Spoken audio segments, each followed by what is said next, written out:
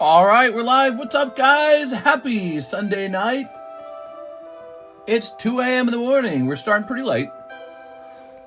About a half hour later than normal. We've been starting at about 1:30 a.m. for a while now. 2 a.m. in the morning. That's 3 a.m. in New York. That's 12 a.m. in California. Let me put this over here. I have a good explanation for starting a little bit later. I got super sick today, dude. I got heat exhaustion really bad.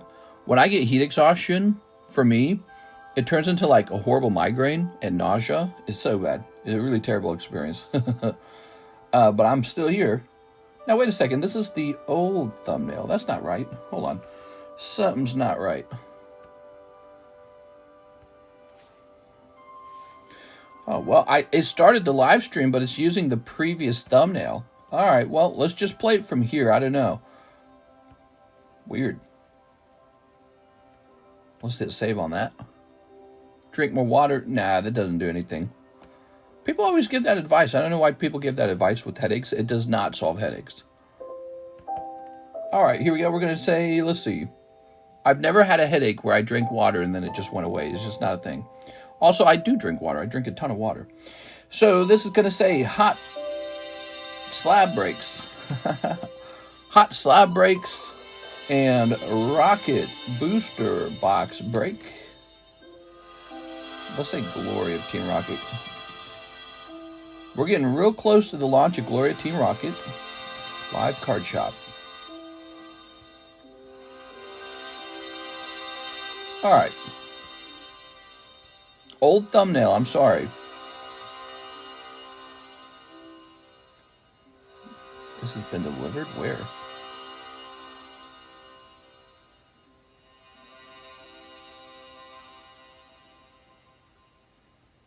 Not to my front door.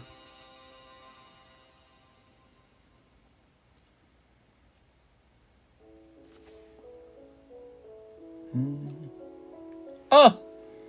Did they ship to my other home?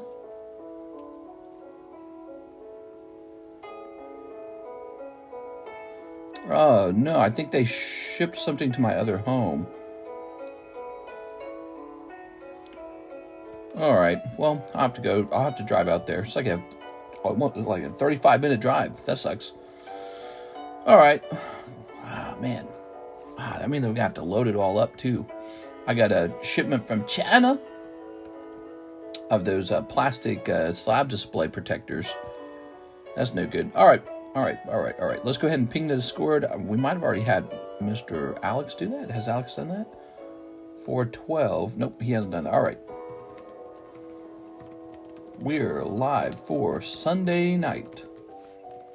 Sunday late night. All right, and we'll jump over here. Good. All right. I'm checking my emails now. I missed one day of work, Saturday, right? And it feels like everything's out of whack. Just one day off. There we go. Martin Ramirez, pre-order for Sunday stream, 3 Sneaker Bunko Volume 2. Oh, all of a sudden, everyone wants Sneaker Bunko. I wonder why. Quick! I want Sneaker Bunko. There he is. Are you draining your minerals with lots of water? Oh, my eyes itchy. I drank the normal amount of water. The water, whether I drank more or less of it, would not have done anything. I know it. I've had heat exhaustion. I know what it feels like. It's something I used to get as a kid. I wonder if everyone gets it the same way. You know, I always felt like I had this problem in the heat as a kid. And now as an adult, I still have that same problem. If I'm out in the heat too long and I strain my body too hard, I get like this horrible migraine. All right, but I slept, and I do feel a little bit better, guys. So, let's see what we got. We've got this Tyranitar Quillfish. Happy Sunday night. Here's Nido King. Suicune. And Ghastly. Ooh. Not for the headache. You're lacking vitamins, says Izzy. Izzy. What? It is. Vitamins? I'm going to go drink my vitamins. How you doing, guys? Vivo, what's up, Vivo? Ryan Calendar, McChicken, Wade. We have 37 viewers. Whew, man, a new week, guys. It's Sunday, a new week of April. And I had an eventful weekend. I went to Silver Dollar City for 2 days in a row. That's what we were doing for the weekend. I must have walked like 6 hours, man. So that's how it happened. Of course, Sunday is what kicked my butt. It was unexpectedly hot. Oh, my eye's so itchy. I swear this room is like the pollen room. I bet you I'm rubbing the pollen into my eyeball in here. Oh my gosh. Silver Dollar City is an amusement park in Branson, Missouri, which is just south of us, so we were pretty easily able to drive to it. So we went to Silver Dollar City for 2 days in a row for fun.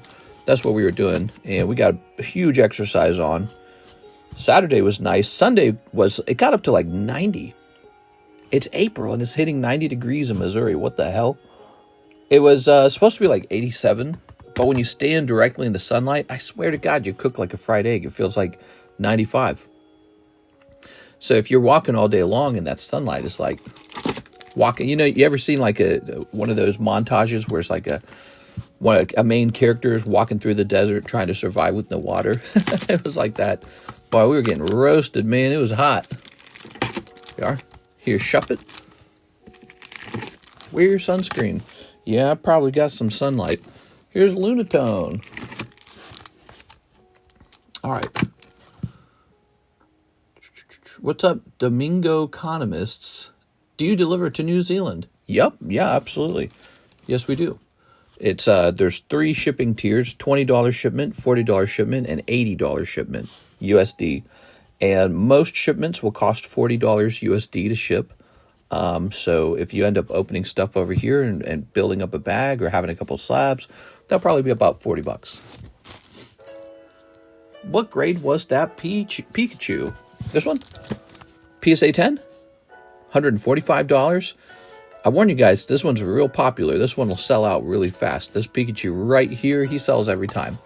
I send the poker cards out. He's one of the earliest ones to sell. So people love Joker Pikachu. 90 degrees in April is average for me, says Wade. You must be living in the desert. Yeah, it was an unexpectedly hot day. And we were just running around from one point to another in this amusement park. And at some point I realized, oh my God, my brain's like fried eggs right now. And so we climb into this ice cream shop, and even their air conditioning is not that good. And you see a whole bunch of other people, like the same deal. They're all like sweating and exhausted. There's this huge line to get cold water or to get ice cream. And we managed to pull for ourselves 2 little seats. We sat down on it. We spent like 30 minutes just trying to cool down. And so later that day, I'm just sitting there and I get this tension headache and this pain in my neck. I'm like, oh, I've heat exhaustion. I've had that happen many times before. I used to get heat exhaustion like crazy as a kid. Mr. Mime. Here's Cloud. Usually when I was like playing sports or something, I'd play sports. I was always really competitive. So I'd get really, really into it. And I'd just play as hard as I could. And it would be great. And I'd be in a good mood. And then later that day, like at nighttime, I'd get like a headache, a real bad one.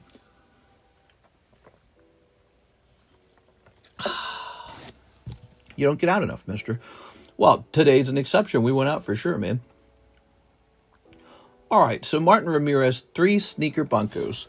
Let's get started. All right. Let's see. 1, 2, 3. Very nice. Yeah, the weather's real nice out here now. Wait, there's a cloud card? That's a cloud card break if you'd like in. Yeah, that's the best cloud card too, by the way, because it's the first one they printed for the modern card set. Printed in 2016. It's from Opus 1. Effectively, that's the base set for the current Final Fantasy card set that's being printed, the Opus collection. We are. Okay, you got this guy food. All right. I worked on the submissions. You can no longer add cards to the outgoing submission. It is partway done. Here we are. I didn't get all of it done, however, so it is in progress. There we are. But now if you try to submit a card for grading, it will go into the next round, okay? Oh, these are breaks, not claims. That's a break. The cloud is a break. You can see the cloud is a break because it says 41 and 12. We could cancel that break and make them available for sale, though.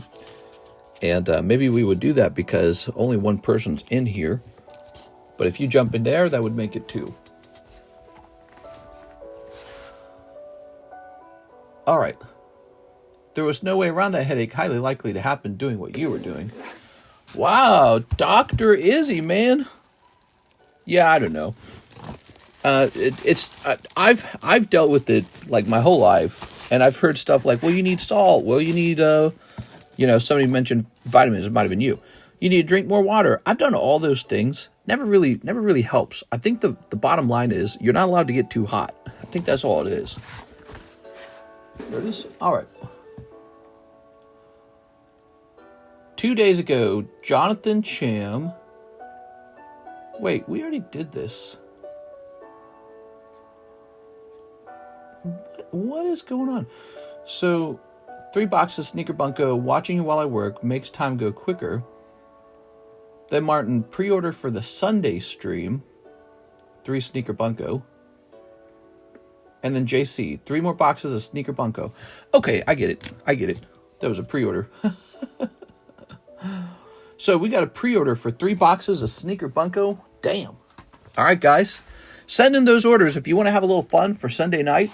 It's Sunday night. You might have missed Saturday night because I wasn't live on Saturday.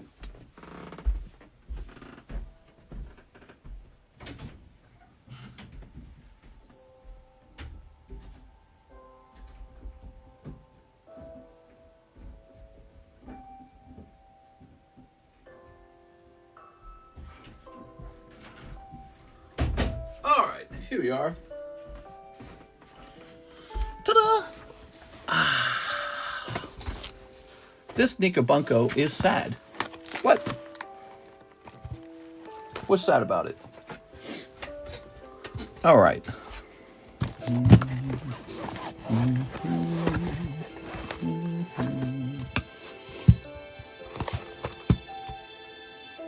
I had a major financial setback, but all good. It's business. That sucks. We are. Ready?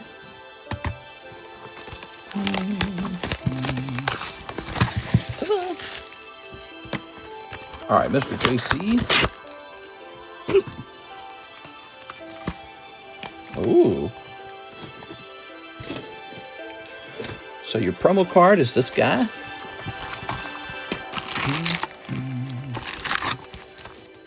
No hits, that's what, says Wade.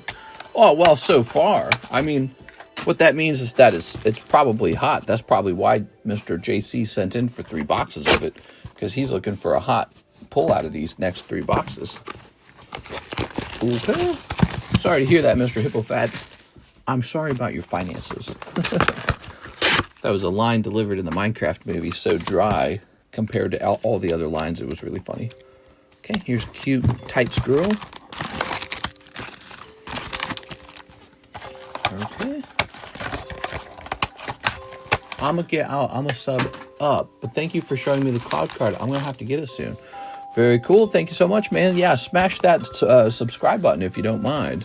We're heading toward 100,000 subscribers. There's a gigantic giveaway when we hit 100,000 subscribers. Everyone is allowed to come participate in that giveaway. You don't have to be a subscriber for like 4 years or something. Just come join us when we go live after we hit 100,000. You won't want to miss that. Okay. No luck on the box toppers there. All right. If there was any important news that happened over the weekend, I didn't catch it. I wasn't watching the news. Yeah, I spent almost the entire weekend just hanging out with Karis. So she's pretty happy. Well, sort of happy. She's having a tough time with her mom. Her mom's changing her medications. She takes an anxiety medication, and so the doctors are having her swap to a different anxiety medication, I guess. and it's really difficult on her. So she's all stressed out from that. It is. All right. And here's this. She's going down to see her mom in a week, I think. I'll probably stay here and keep streaming. All right. Another plane crash happened. Another plane crash? Switching meds is rough. Yeah, and her mother's like 65 years old. So, you know, she's been taking the same anxiety medication for like 25 years or something like that. And the doctors, she doesn't go very often to the psychiatrist or anything to ask, oh, hey, should I be taking this same amount the same way for 20 years? So the doctors very recently found out what she was taking. She's like, they're like, we'll get you on better medications than this because, you know, I guess she needed to have more checkups or something about what type of medication she was taking. And it wasn't something she was looking into. Ooh, but she was having trouble sleeping, and they started looking into what she was taking. They're like, ooh, we're going to change that. So now her mom's having trouble sleeping. She's having huge anxiety attacks, and she calls Karis like every day. It is, and it's a big stress for Karis. But we were trying to enjoy ourselves. Oh, there you go. We were trying to enjoy ourselves this week, and it was very hard to do that. So you do pull a signature. It is. It's the elf lady. She was naked in the previous Sneaker Bunko set. Here we are. Oh. Another plane crash. I didn't see that. There we are. Oh, wait. Was it one where it was like 2 dead, 1 lives? It was a small plane crash? I think I did hear about that one, actually. You should do a live stream of a First Amendment audit on your local police department, walking around and recording video. Let's see if the police uphold the Constitution. Man, I'm not trying to do that. All I'm trying to do is open Pokemon cards. That's why I'm so clever. I'm clever because I stay out of all that stuff. Here we are. You ever hear about like some activist getting, you know, deported or arrested, or some activist over here, he gets like shot or something, or robbed or whatever. Some bad thing happens to somebody who's too politically active. And I always say the same thing. I was like, well, they should have been opening Pokemon cards. Nothing bad happens to people who are just hanging out at home, collecting some collectibles. Bark! Right? Like, I'm just going to open cards like this, no problem. We can talk about stuff like that, though, First Amendment and all that. But I live out in the countryside of Missouri, a very red state. So out here, the people out here where I live, they're very conservative. And I'm sure they're pretty reasonable with their policies and their political beliefs, because almost this entire area, something like 80% voted for Donald Trump. Oops. Trump! But yeah, you know, First Amendment rights, they're always a fun subject, because you get people saying, well, you can't yell fire in a crowded theater or something, right? So there's free speech, and then there's speech that's used for maybe like something more criminal than freedom. And that becomes a debate over what can and can't be said. You know, it starts to become a debate. Ooh. Like, hey, this is pretty harmful if you actually say this. So we're not going to allow it. That becomes a debate. And people have different opinions on what can and can't be said. All right, there we go. We love guns out here. Well, shucks. Welcome to TCC's Card Shop. Bang, bang. Mr. has Philippine DNA. He's end up in El Salvador prison before he could blink. Oh, no. They'd get me. They'd be like, hey. All right, look at this. Lovely ladies. The towel girl. And the elf woman signature. Ooh. All right. It just means I'm an island boy. Island boy. Sounds kind of commie to me, mister. What? What are you talking about? Well, you know, authoritative regimes, they don't like it when their opponent gets to say too much. And so they tend to crack down on your speech to make sure that you can't affect the way others think, because they might rise up against you or vote against you. So, you know, either team, Republican or Democrat, can really get into that. And, but that's very different from, like, let's say hate speech. People say, hey, we need to protect hate speech because who gets to decide what hate speech is? right? So that's where the debate goes on when it comes to the freedom of speech. It becomes this sort of battle. Here it is. The island boy was crying when he lost. The island boy. What did they lose? Didn't they like make out with each other and they lost a whole bunch of support? The island boys? They got like gay with each other? No, it's not gay. Well, it is kind of gay. But what's really weird about it, especially, is that it's also the thing where you make out with the sibling. What do they call that? They call that, there's bestiality. Why am I thinking nepotism? It's not nepotism. What's the word?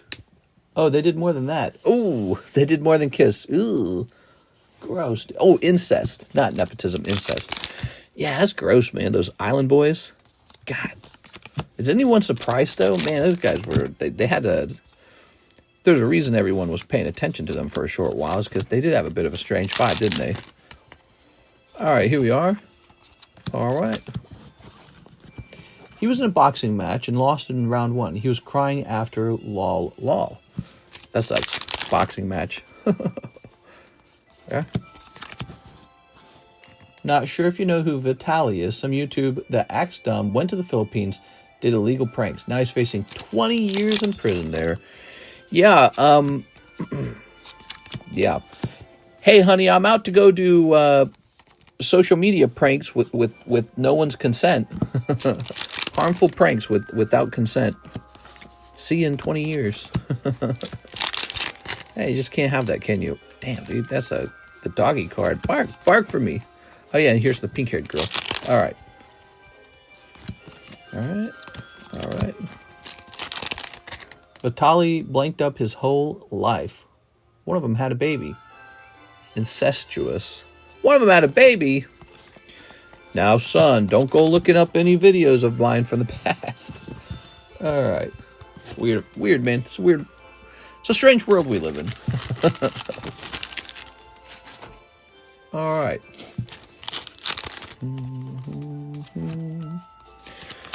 Okay. But that's none of my business. I'm here opening cards. Ooh. The baby is legit malformed. Really, the baby has birth defects? That's sad. Yes. You know, there's always a chance for that to happen, so that's tough. So are the island boys. Okay, here's a hollow. And here's this lady. She's swiping around with her sword. She's very strong. So anyways, we got home on Sunday in time to watch 2 pieces of media. The new Last of Us, or shall we call it the gay of us, because, man, that show is gay. There's so much gay in that show. I never played the PlayStation games. All right. But, man, that is the central focus. Like, there's zombies, yes. But similar to The Walking Dead, it has, like, this weird Hollywood vibe. It really does. Like, it's the end of the world. They're in Jackson, Wyoming. But they have this perfectly diverse cast of characters. And the primary relationship is homosexual. And it's just sort of like, I can watch this. You know, it's watchable. But it's like, it just doesn't feel like real. Like, I'm not believing it. You know? It is. I'm not believing it. That's the problem. It doesn't feel believable. It doesn't feel like this is what really happens. And so, you know, and it doesn't have to. It could be like a fantasy show and all that. But I feel like when it comes to zombies and survivalism often is best when there's a sort of hyper-realism to it. You know, like this is what would really happen. But so the shows like Walking Dead and I guess The Last of Us as well, they pull so far away from that realism that it's just, I'm like, what am I watching? It is. Oh. There was a moment in the show where the 2 girls kiss, and then this guy at the dance, it's an older white guy or something, he uses the D word, the dyke word, and you're like, oh. and it's like the show's there to remind you that there's hatred for people who don't accept, you know, like homosexuality, like, oh, wow, haters. And it's like, yep, don't forget. It's like, the whole thing was just felt, I don't know, it was hard to watch because I want some zombies, bro. The best part of it was the zombies. There was one zombie scene, and the show gets really good when it brings out the zombies, but the primary central focus is not on the zombies, and it's like, it should be, probably. It is. All right. let's see. It's the way that it goes about the relationships, I guess. And the one girl character, the main girl character, she gives me a really odd vibe, man. Really strange vibe. You know what it is? She gives me the vibe like she is a Hollywood actress. And that's the illusion that you're trying to avoid. You don't want to feel like that. You want to feel like you're real. That's the whole point of acting. I feel like I'm just watching Pedro Pascal and this other girl, and they're Hollywood actors. There we go. That was in the game too. Well, and that's fine. I think that's what people said last time, that it was in the game. It's just that it definitely messes with the believability of the story itself.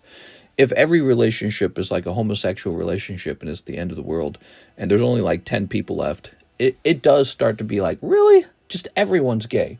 But I think I get it, though, because I was analyzing this in my head, and I was thinking, if all your story writers are sitting there going, and then the zombie attacks, and then the zombie attacks, and then the zombie attacks, that's every single episode, right? And then the humans attack because they're like bad guys, and then the zombies attack afterwards. If that's all your writers can do for the most part, well, then you move on to the relationships. And in a zombie survival story, it's pretty hard for the story to just be Mr. White and Mrs. White fall in love with each other. It's a proper monogamous relationship between heterosexual couples. They have a baby, the end, you know. So the writing doesn't end up doing that because it's just not exciting enough. So it's always, it's always this really weird stuff that they do instead. And it's like, they've got to find every non, mainstream type of relationship they can find. Because that's what the show's actually about. It's not about the zombies at some point. But they forget, some of us are watching for the zombies. I like to watch the zombies. Give me zombies. All right, that's John Wolf, but we need to find a spot for him. We're out of room for the John boxes, huh? Let me think about this for a second. Maybe we actually give Mr. JC his own box real quick. Let's see, 1, 2, 3. All right. So, if I'm criticizing this story from the video game, then what I did is I'm criticizing the story from the video game. All right. Might as well have a gay relationship between Diana and Ellie because that's how it goes in the game. Haha, Louis, don't get any ideas. Humans are animals. All right. It's in the game, major part of it. I like the Last of Us games more than the show, though. I think they just follow the popular game storyline. Yeah, everyone keeps saying that. They're saying, well, that's just how it goes in the game. But what I'm saying then is that I'm criticizing the video game. I'm criticizing the storyline of the video game of being too similar to The Walking Dead, which I was very critical of that story as well. It's just so hard to believe. Here's these people, they're living in this hyper-realism of it's the end of the world, there's nothing left, we're barely surviving. And when humans are down to the tooth and nail, very last moments of our survival instinct, everyone's just like, every relationship is like a, special relation. I don't think that's how it would turn out. I think it would turn out very different. It's the same thing they did with, like, in Walking Dead. Every woman was strong. Every woman was a leader, and all the men just fell in line. Get in line. Women are strong. You don't believe it? Because you're racist. And it was like, all right, we get it. Come on, Walking Dead. You didn't think she was strong, but she was. All right, let's grab this and put this label here. Anyway, so that's the feeling, that's the vibe I'm getting from Last of Us as well. And it is a criticism of the story of the game. We're going to write you down as Jonathan Cham. Because I didn't play the games. And I can understand if the games were mechanically extremely fun to play. I didn't play the game, so I'm just looking at it from the perspective of the story itself. There it goes. Mister, you're thinking too hard about this. All right. All done with that. Let's see what's happening next. Any other new orders? Click. We have a new order from Mr. Andon. Hey, Mister, I'll get 1 box of Hollow Spark and get my cards shipped out.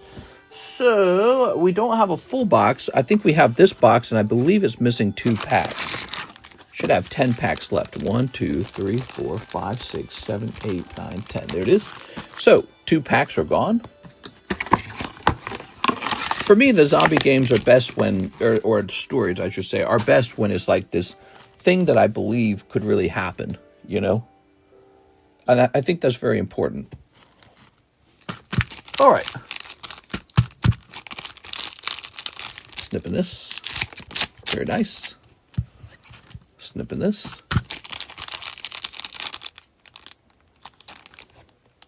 It's ironic to discredit the believability of the sexuality of people during a zombie apocalypse, because how do we know? Ha ha ha. Snipping this. Okay. Like the movie Dawn of the Dead. Don't be a weird Aaron. That was 2 years ago, creep. What did Aaron say? Louis, don't get any ideas. Oh, Louis is here. What's up, Louis? Is the girl that worked for you still there, or did you let her go? Louis, that's really weird that you asked that right away. Okay. You think just because the world is ending, no one would be gay. It's not that no one would be gay, but it's like, it's a surprisingly high percentage. And I think the reason for that is best explained by just, you know, Hollywood writers like those relationships more. They're more fun to write about. That's my suspicion. All right. And honestly, I believe that when your society is broken down to just like hyper survivalism, it's probably less likely, not more likely to occur. All right, Mr. Andon, are you ready? All right. When 2 watching your channel, seeing you like crab legs, can you tell me which to start with? Yes, definitely snow crab legs. Snow crab legs are pretty basic. You can find them at pretty much every Walmart. Although their snow crab legs tend to be a lower quality. If you go to like a nicer grocery store and you can pick out the snow crab legs, grab large, plump-looking snow crab legs. And then to eat them is really straightforward. You would put them in a large pot with some water at the bottom, and you'd steam them. You might have to have a little metal rack inside of the pot in order for the crab to sit on something that isn't touching directly the pot. But you'll just steam them. Some people like to dip the crab legs in something like, maybe like a butter dip mixture. That could be like wine, maybe a bit of lemon, something like that, right? But for me, I don't do any dip. I just eat the plain crab legs. It's weird to be so hung up on it when you can't enjoy a show. That's deeper. For me, in order to enjoy a show, I have to sort of like believe it's real. You know what I mean? I have to sort of like there's sort of this feeling like the illusion's broken if it's too hyper unrealistic as opposed to hyper realistic. You know what I'm saying? We are. Like, if, for example, in The Walking Dead, it was kind of hard to believe that you're at this point in human existence where everything's crumbled. There's no more nuclear power. There's no more, the weapons have run out of ammo. You got horses now, cars are gone, gasoline's gone. And then all the leaders are women. And almost every leader is a female. And this is really hard to believe, because if you go back to a society where the most important thing is to be physically strong and you're just barely surviving, the men are going to take over. Like, men aren't going to accept leadership that way anymore. It's going to go back to sort of He-Man, caveman, type of society, which is what you see virtually everywhere. It's only very, very recently in our sort of, first world, highly egalitarian societies where there's a balance of power between the men and the women. And even then, it's not even that balanced. Right? Like, for example, the United States has never had a female president. So it's not even that well balanced here. But somehow, when society becomes extremely more dependent on strong men, like the Shogun basically, now that society's every other leader is a strong female leader. It's just Hollywood writing, that's all it is. And so, this noticing of this style of writing, it's too bad, because what's fun about the zombies is imagining it could really happen, or that it's really going on in the story, rather than sort of observing these essentially tropes now. They're basically tropes in the writing. But I think the writers get bored. I think if the writers have to write that way, they get bored. That's my suspicion. All right, you ready? It's okay to suspend your beliefs in Pokies. Yes. Yes, for example, I'm going to suspend my belief and open this next pack and hope that it's a good one. Maybe I'm not understanding. Maybe your life experience has led you to be around many gay people because it's nowhere unbelievable for me to see gay relationships in those shows. Yeah, maybe you live in... That's actually possible. You might be living in a place with more homosexual relationships than me. I grew up in Missouri. There might actually be fewer homosexual people over here. Let's see. Let me look it up.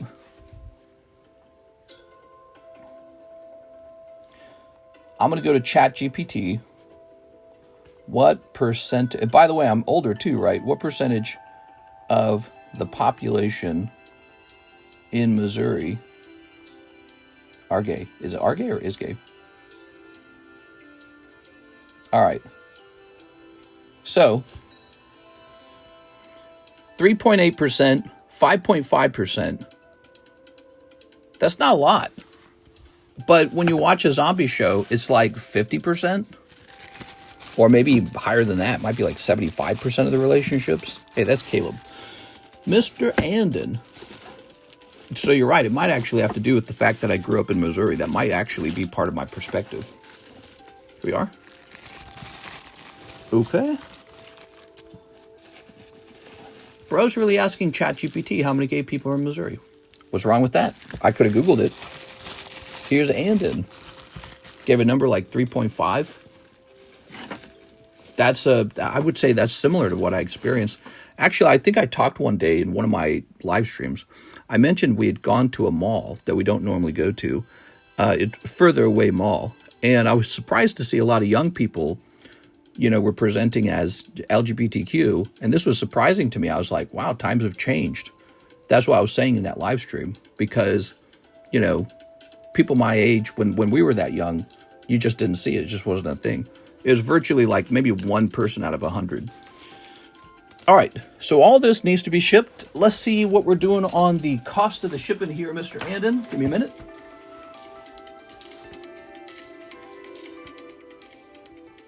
How many packs in solo leveling? Yes, it is 10 packs. That makes it $60 a box. All right, let's see. HoloLive. So we're scrolling down here.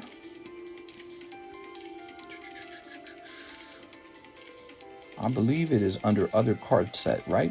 HoloLive Elite Spark was $78 per pack, per box.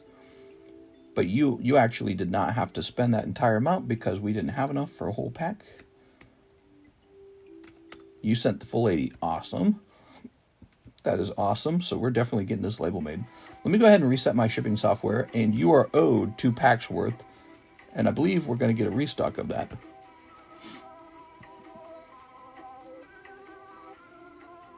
It's okay to not want to see those things in something that is meant for entertainment, says Kevin Finnerty. I don't know if maybe, because I think Pokey Pitch sounds offended. I'm not speaking like I'm offended, am I? What I'm saying is that I like the realism. And so, if you had like a gay couple in the show, that's one thing. It wouldn't bother me. I don't care. But, I think it's a mistake for the writers if they make almost every relationship gay. Because at that point, it stops feeling like there's just something cartoonish about it almost, It's just something like it's not real. And that's not a good thing. People say, oh, well, it's fantasy. It's like, yeah, but why do people stop and bother watching fantasies? It's because a part of you slips into the fantasy, Part of you slips into the story and believes it's going on. But when it's too severe one way, you go, all right, I'm just, this is very hard to believe it could ever happen. So, yeah, I'm not speaking this way to offend anyone. I'm just criticizing the way that the story is written. So this is going to go under international. Let's start getting this put together, Mr. Andon. I want 5 strawberry scenes in the next episode. No problem. It's an awesome set. Mr. needs to get out more. Well, we were out today. We were at Silver Dollar City. All right, let's grab this. Can I get 2 packs of Sneaker Bunko to make up for the cost of the 2 Hollow Spark packs? I would be happy to do that for you. That sounds like a good plan. All right. Very nice.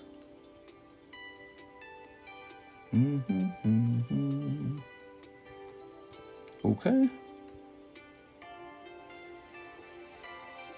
I'm not sure if me going out more would have changed my perspective on that, because it's just not my experience.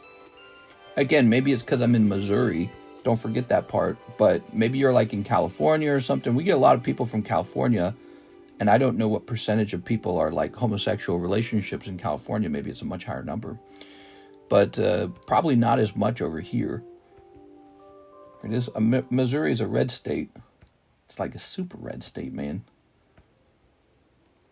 Except for St. Louis, though. Okay, we're going to go ahead and choose a flat rate box. There we go.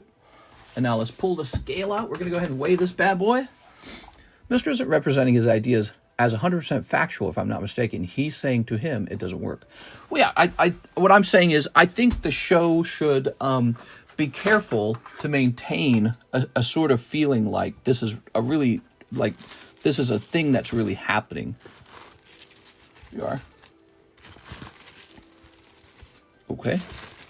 If it starts to feel like an anime or something like that, I would say then you're actually, the quality of the writing's going down if it feels like an anime or something like that. The trick with these zombies movies is you have to have some certain percentage of it has to feel real. Okay, ready?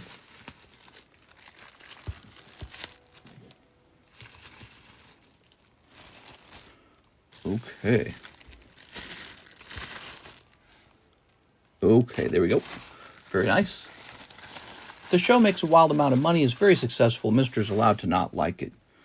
Yeah, and that's part's true, sure, I'm sure, because there's nothing else to watch. Okay. Like Kirsten and I, we watched all The Walking Dead. There was a point near the end where it was just excruciating. It was so hard to watch. The very first season of The Walking Dead, though, was so good. It was so good. It was extremely good. Started out with that awkward love triangle between the main character and his friend, who was having sex with his wife. But the wife and the friend thought that Rick had died, right? The main character, they thought he died. So that was extremely good writing. I thought that was so interesting. But by the end, by the last season, they were like in some sort of socialist utopia, and yeah, it was really weird by the end. It was hard to believe. All right, there we go. What was that called? The Commune or something like that? It even had a name. It even had a name that was like some sort of strange, like the People's Republic of China kind of name.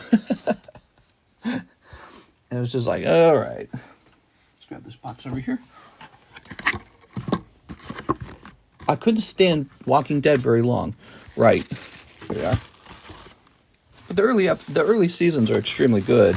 And that's because they kind of stick to this scenario where you feel like this might actually be what it's like right after a zombie outbreak. And that was when the show, in my opinion, shined the brightest. I'm on season 3, almost finished with it. Season 1 was goofy toward the end about finding a cure with the scientist guy. Yeah, what was that, like the CDC or something like that? And he tells Rick a secret about the disease, and he knows about the disease because his wife was working on it. There's a point where I realized it's just a soap opera in a different setting. Exactly, and that's what I'm trying to say, Baseball Mitts. I'm trying to say that Last of Us could make a mistake of feeling like a soap opera in a different setting with, like, the zombie guys. And it's like, if it's a gay soap opera with the zombies, it's not as good as if it was zombies with some relationships mixed in. But if they lean one way over the other, it's up to the writers. Okay. There we go. Negan shouldn't have killed the Asian guy. Oh, damn it, Negan. Negan, by the way, was probably, for me, that was the worst part when they introduced him, because he was such a caricature of who he was. He was the same, he made the same grunts, the same noises. Well, well, well. He talked like that. It was so stupid. I'm starting to like you, Carl. He had the same way of talking the whole time, and he felt fake. He felt fake as hell, dude. All right, like somebody sent him to acting school and said, just do these same 3 catch lines, and then you're good. You're golden. It's like, You gotta do more than that.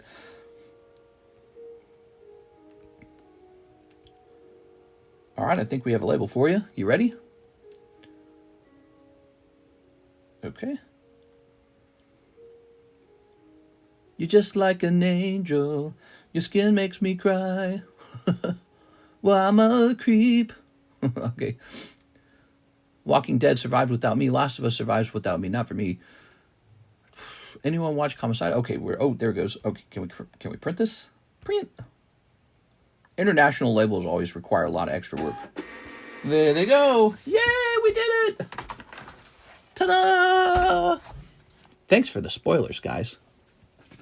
Anyway, so I watched the first episode of Walking Dead Last of Us Season 2. And it's definitely just an episode where they're setting stuff up. Not too much happened. Yeah, it was okay, I guess. Move this over here.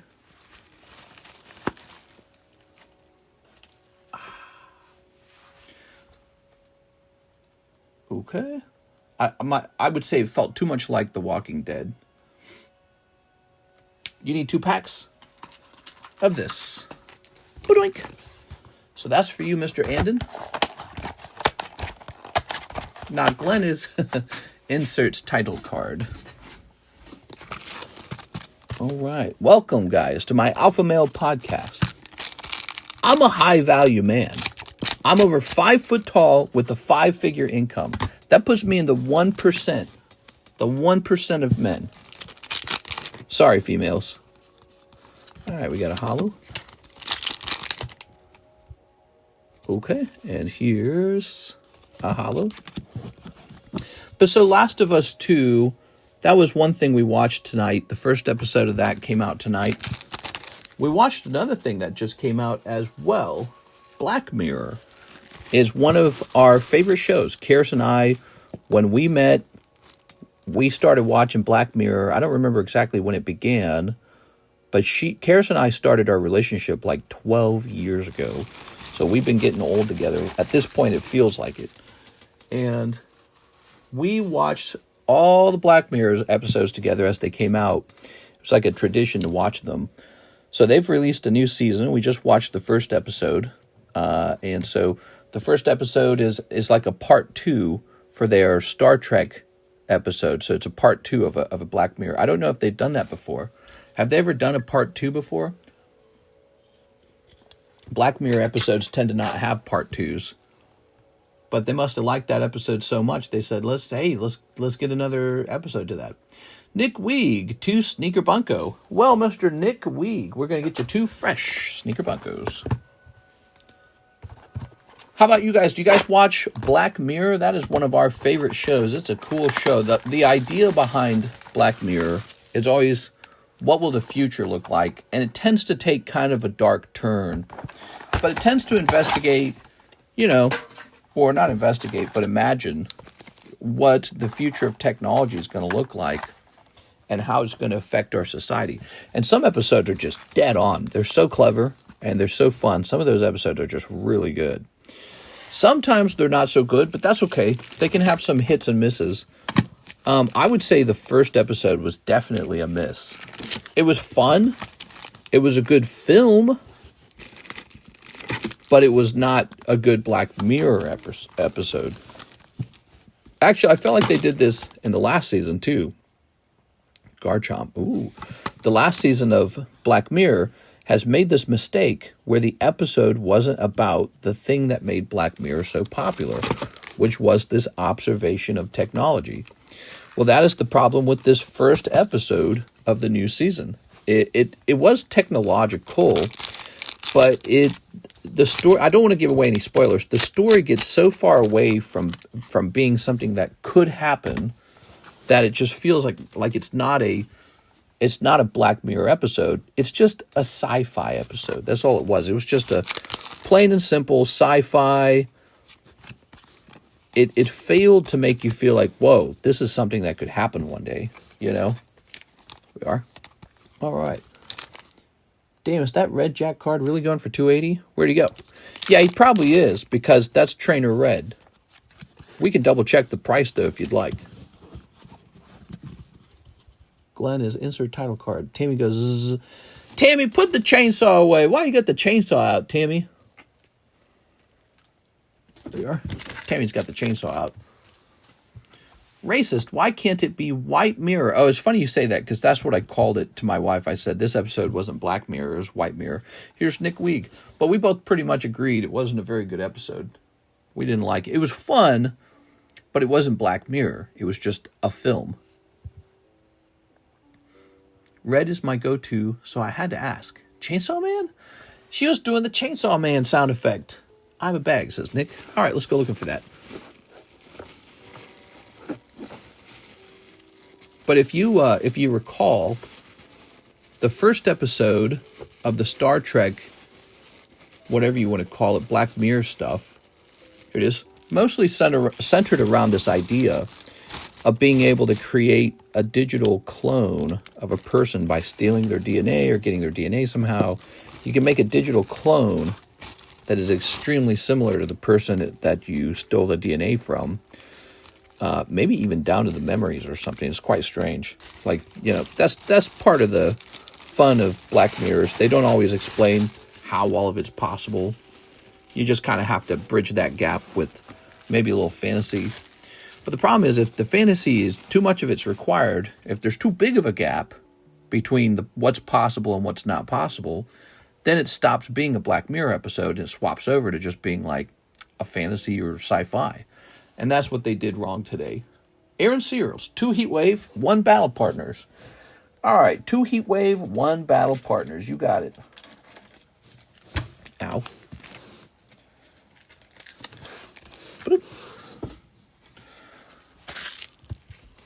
What's that Rashida Jones episode? Rashida Jones episode. I don't know about that one. Oh, right. We were going to take a look at that Trainer Red card. Here it is. This is Trainer Red. It says priced on $425. That's April. So what you're looking at is a very rare Trainer Red Jack of Spades. Let's look it up. Jack of Spades. Trainer Red.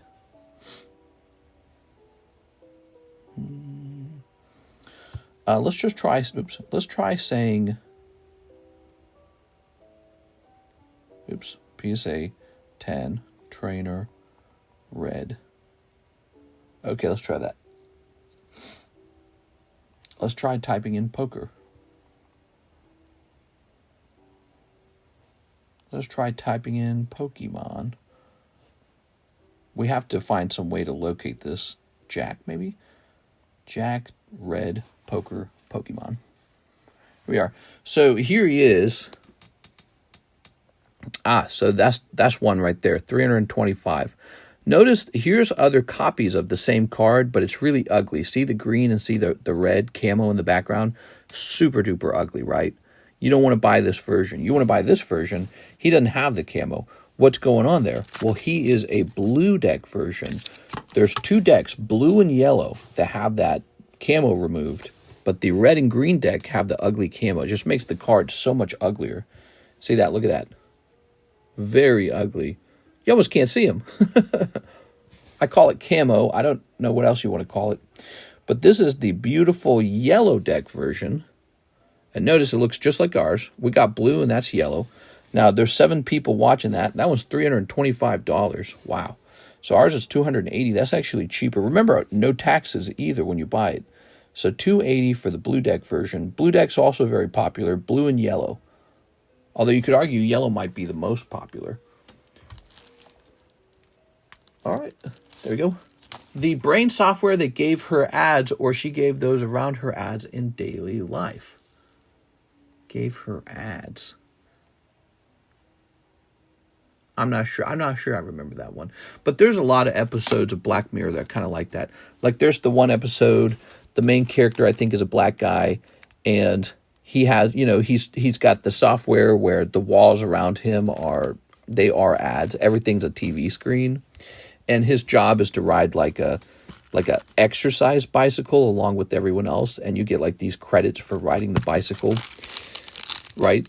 And he goes home and he just can't get rid of the stupid ads. They're driving him nuts, and he's saving up his credits to maybe buy something nice. Yeah, and they go to like a talent show or something like that. It was really good. He starts falling in love with the girl, and she gets promoted at the talent show to being like an adult actress. Now he's getting like ads for her, and it's just like messing him up in the mind. It's really, really upsetting him. He just like goes crazy. It's such a good episode. That's one of my favorite episodes, the one about the ads. It's such a good episode. Gyarados, so clever. I saw that one. His credit to a thought. Yeah, well, and she wasn't. He was like falling in love with her, right? He had an attraction to her, and yet it was almost like the society scooped her up away from him in a sense, because they offered her money. They said, hey, you don't want to be in some healthy, organic relationship. You want to shake your butt on television and get paid. And she accepted that, She said, yeah, I'll do that job. She didn't originally want that job either. What did she want to do? Like, she wanted to be a musician or something like that. But the judges said, no. You'd make such a good OnlyFans artist. In the show, it's not called OnlyFans, but it's basically OnlyFans or something harder than that. And it's so incredibly insightful because then this guy watches her, she gets taken away, and now he has to run into her on the internet. He runs into her. He has like a bedroom, right? Everyone does. And all the walls are TVs. It's just TVs on every wall. Each panel of the room is a gigantic television. And you can't skip ads without spending money. So the ads just play in your bedroom until you spend money. It's amazing. It was a really good episode. I loved it. I don't know the name of that one, but that one was so good. Ryan Cheddar, he says 3 Paldean Fates. All right, there we go. And then he has like his angry breakdown where I think he wanted to like kill somebody, right? He wanted to like kill one of the workers at the talent show. And he goes on that angry rant, and then they clap and they turn him into like a podcast guy. And then he escapes from those exercise bike jobs. Such a clever, the whole episode is very clever. All right. Fates Revolved. Paldean Fate. Oh, I do this all the time. All right, well, these are my Paldean Fates. Let's see if I pull lucky. Maybe I will. Let's see if I pull lucky. These are mine now. Grab the wrong packs. I don't mind. I could use some packs. Here's Oricorio. Son of a bitch. All right, 3 cold packs. Go pull some Paldea Evolved, guys. I just wiped out 3 cold packs from the box. God, I got to stop doing that. It's always Paldean Fates and Paldean Evolved. They both start with Paldean. And so I'm always mixing the two. I don't know why I don't. I need to my brain needs to be triggered when I see that title, Paldean, so that I look at it more carefully each time. Here it is, Paldean Fates. Let's see if you pull that Bubble Mew. Good luck, Ryan. All right. Ta-da! Alt Art Gengar was pulled. Threatened self-harm. Oh, was it that he threatened self-harm? I don't remember. I can't remember. Maybe that was... maybe he didn't... Yeah, he had like a little thing of glass or something. Maybe he did threaten self-harm. All right. But he goes on a clever, upsetting rant, and the judges, instead of like hearing him and feeling him as an authentic person, they go, you would make a great podcast host. They sent him off to be a podcast host, and now he's got a better job. He's got a better home. He's got like this real nice home. It's like escaping the rat race if you've got this particular talent at the talent show. Yeah, it definitely has this like utopian, dystopian future, not utopia, dystopian future sort of feeling to it. And it's so clever. That's a great example of Black Mirror being Black Mirror. Sableye Shiny, that's a cool looking card. Pikachu Reverse, that's not bad. All right, Mr. Ryan. Okay, he held the broken glass to his neck. Okay, so it was self-harm. He was threatening to do self-harm in front of everyone. Okay. Yeah, there was the social credit score episode, too. That one was extremely good. And you hear that one get cited all the time. Instead of having money, everyone's got a social credit score based on how people rate you and review you. And that's what allows you to buy a home or rent a car or do anything. And if people downvote you, you lose your social credit score. It's so interesting. Here's Ryan. And it was producing a sort of fake society where everyone was fake nice to each other. Really, really great writing. But yeah, so we've only watched the first episode. It was a part 2 to the Star Trek spin-off, whatever you want to call it, a parody, sort of like a parody. And that first episode was so good. And that was released years and years ago, and they finally made this part 2 to it, and I didn't think it was that good. I felt it was just a sci-fi episode. Here's Chen Zeg Fong for the Waifu Shuffle. You got it. Okay, feels nice to be back in the seat talking to you guys again. Can't believe how odd it feels to take just one day off. Feels really strange. Bazoop. Mr. spending his Poke money on Hibachi again. 1, 2, 3. Flipping this around. Ba-doop. Oh, you've got Leia 9. All right, Leia 9 is out of the box. I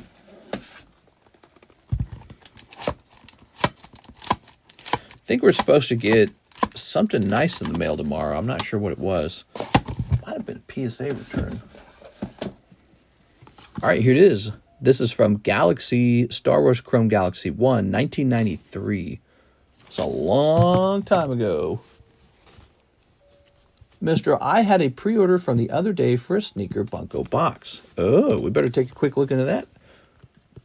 Have no fear, nothing special has been pulled so far. So if you get the next box, you get another shot at pulling a really good card. If they do social credit scores, I feel a lot of people will be fake to get the good scores. Yeah, and that's kind of what the episode sort of examines. How would everyone behave if instead of money you had a social credit score?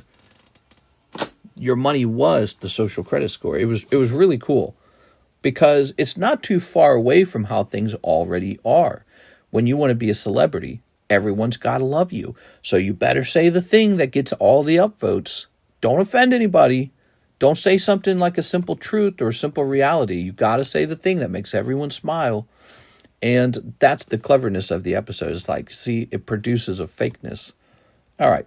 No one talks real. No one talks about maybe this dirty reality. -5, that would be referring to this Mickey Mouse card. Okay. Don't say the upsetting thing. You'll get downvoted. Don't associate with the people with the bad score. Yeah, it was really clever. Such a good episode. Ta-da! Slab rotation, let's go. Okay, we're going to slab rotate. Just want to show these off again. These are two really nice slabs. Garchomp and the Red Jack of Spades. Finn and Jake, Heroes of Ooh. Blue picks, it's blue picks. Scissor, that's another really good one. Wow. That one has actually gone up. Here is the Chansey coin from the 1996 Japanese base set starter deck. Very nice. And Gengar Fusion Strike. Okay.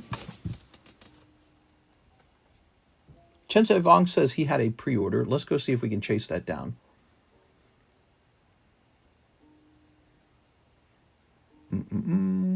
Let's see.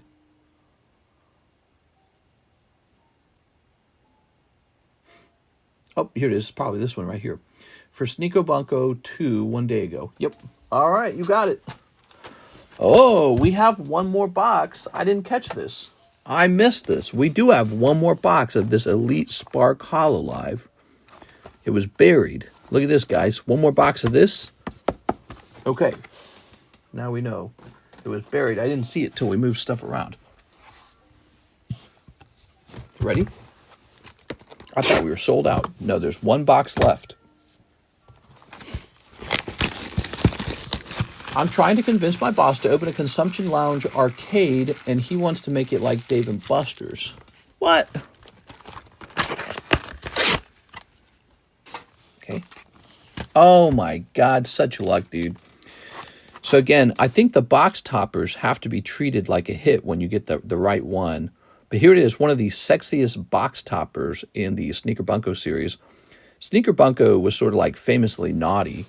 And when this set, Sneaker Bunko Volume 2, came out, we were expecting some really, really generously lewd cards to come out, and it just wasn't happening until we realized, oh my gosh, they're the box toppers now. Hey, what's up, Mr. LaFlame? Yeah, there was a big upcharge on one card. It was one of your Pikachus got a 10. And I thought the upcharge was $75, but I was reading it wrong. It's actually a $60 upcharge. So your card got a $60 upcharge. Everyone else got an upcharge of like $5. So they must believe that that Pikachu is outrageously expensive or something. Well, let me look at it. How much is that Pikachu going for these days? You had 2 Pikachus go out. One of them got a 10. The other one got a 9. Pikachu... what's the name of this again? Is Surging Sparks or something like that? Surging Sparks. And he is...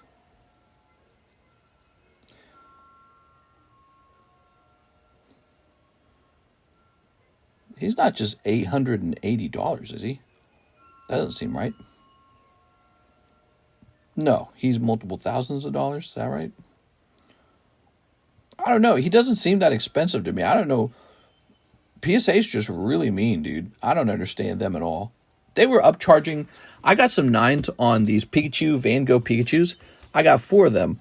All 4 of them got upcharged, and they only graded 9. I'd rather service arcade machines than sweep floors. Just watched a PSA return today with 200 cards with a 95% 10 return. Lots of borderline cards got through. They didn't upcharge. Yeah, interesting. Okay, so you're saying that that guy had a pretty good return. Interesting. Maybe depends on who you get as a grader. Maybe some graders are jerks. Or maybe it depends on which office did the grading.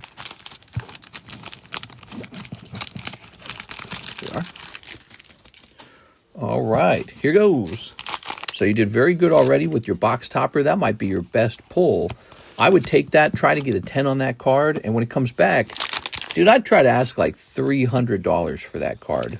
I know that sounds like a ridiculous amount, but I'd just test it out, see what happens, because people might realize you have to open a lot of this product to get one booster box with this card in it. Ready?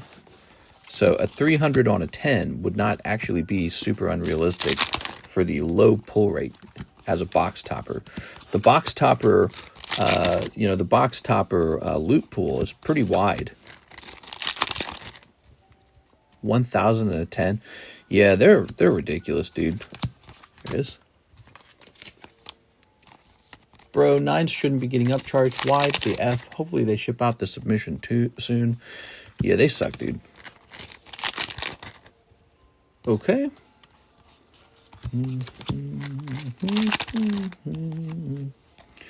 Here's Witch Hat Girl, Megumin. Okay. And here's a hollow. And haha, hollow. Very nice. Mr. Chenseg Vong. Okay, no signatures coming out of that box. But a very, very sexy box topper. Ta-da! Okay. You got 2 pink-haired girls. I'll go ahead and put that there. Let's go find your bag. How'd your weekend go, guys? Did you guys have anything interesting happen for your weekend? I had a very, very nice weekend. We were super busy. Karis and I might have gone walking for a total of like 6 hours on Saturday and Sunday. It was an extreme, like my feet right now are sore. It was an extreme amount of walking for us. We don't usually walk that much, but we did an amusement park for 2 days in a row. Jack Gray, 1 Waifu Shuffle, 2 Pokey Shuffles. Okay, you got it. Jack Gray, 1 Waifu Shuffle, 2 Pokey Shuffles.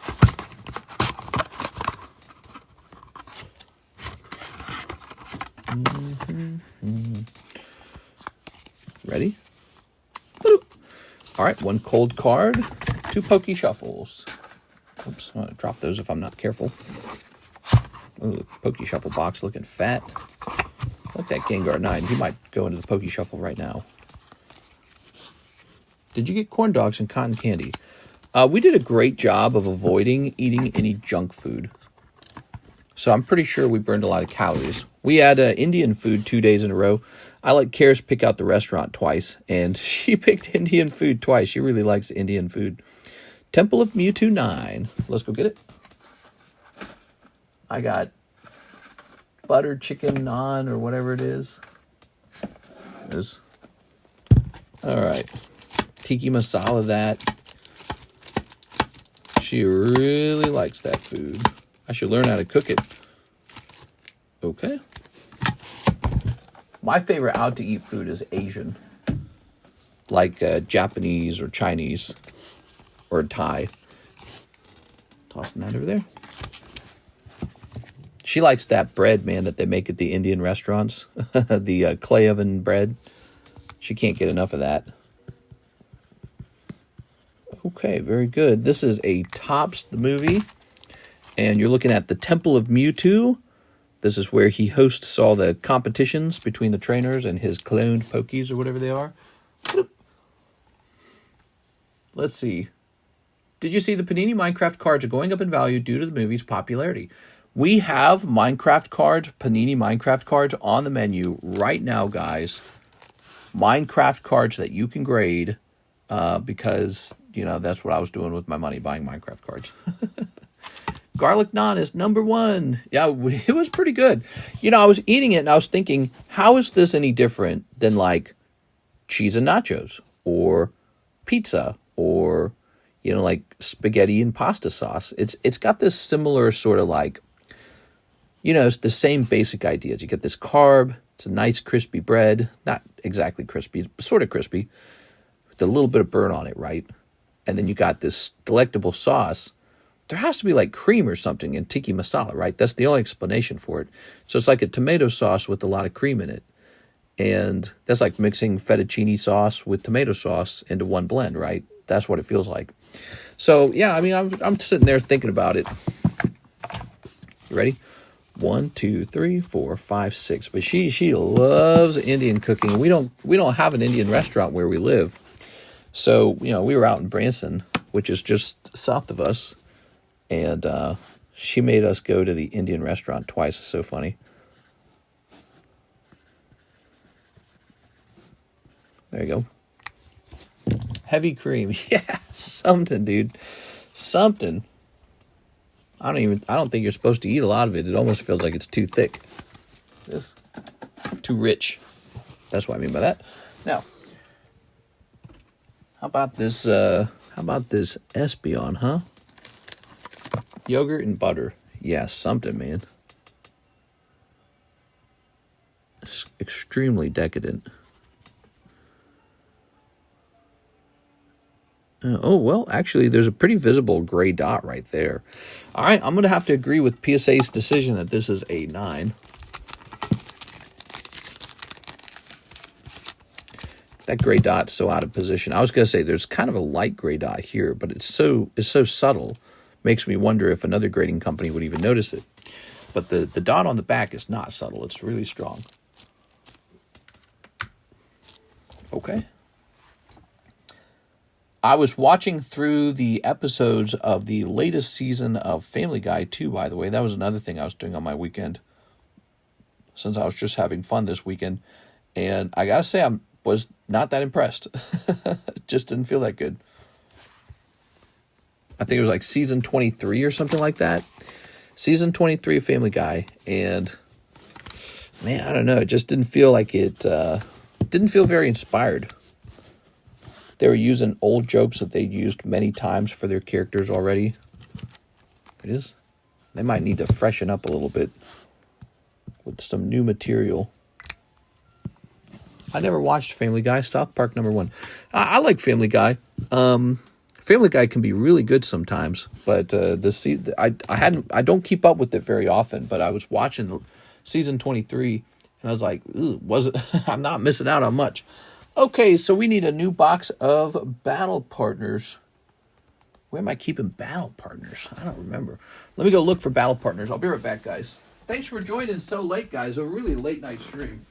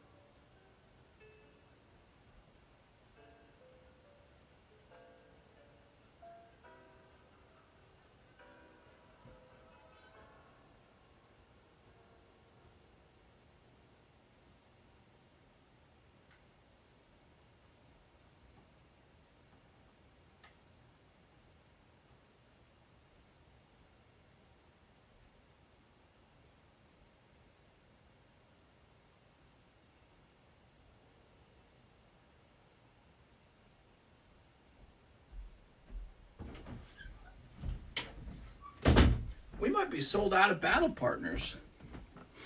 Unless it's hiding in here somewhere. Ah, is this it? Ah, here it is. I found it. We're not sold out, but I will say this. We're getting low on battle partners. All right. By the way, we have plenty of triplet beat. Did somebody say that was not on the menu anymore, triplet beat? Go back up here. Triplet beat is off the menu. Hold on, let's get it back on. Okay, give me a moment.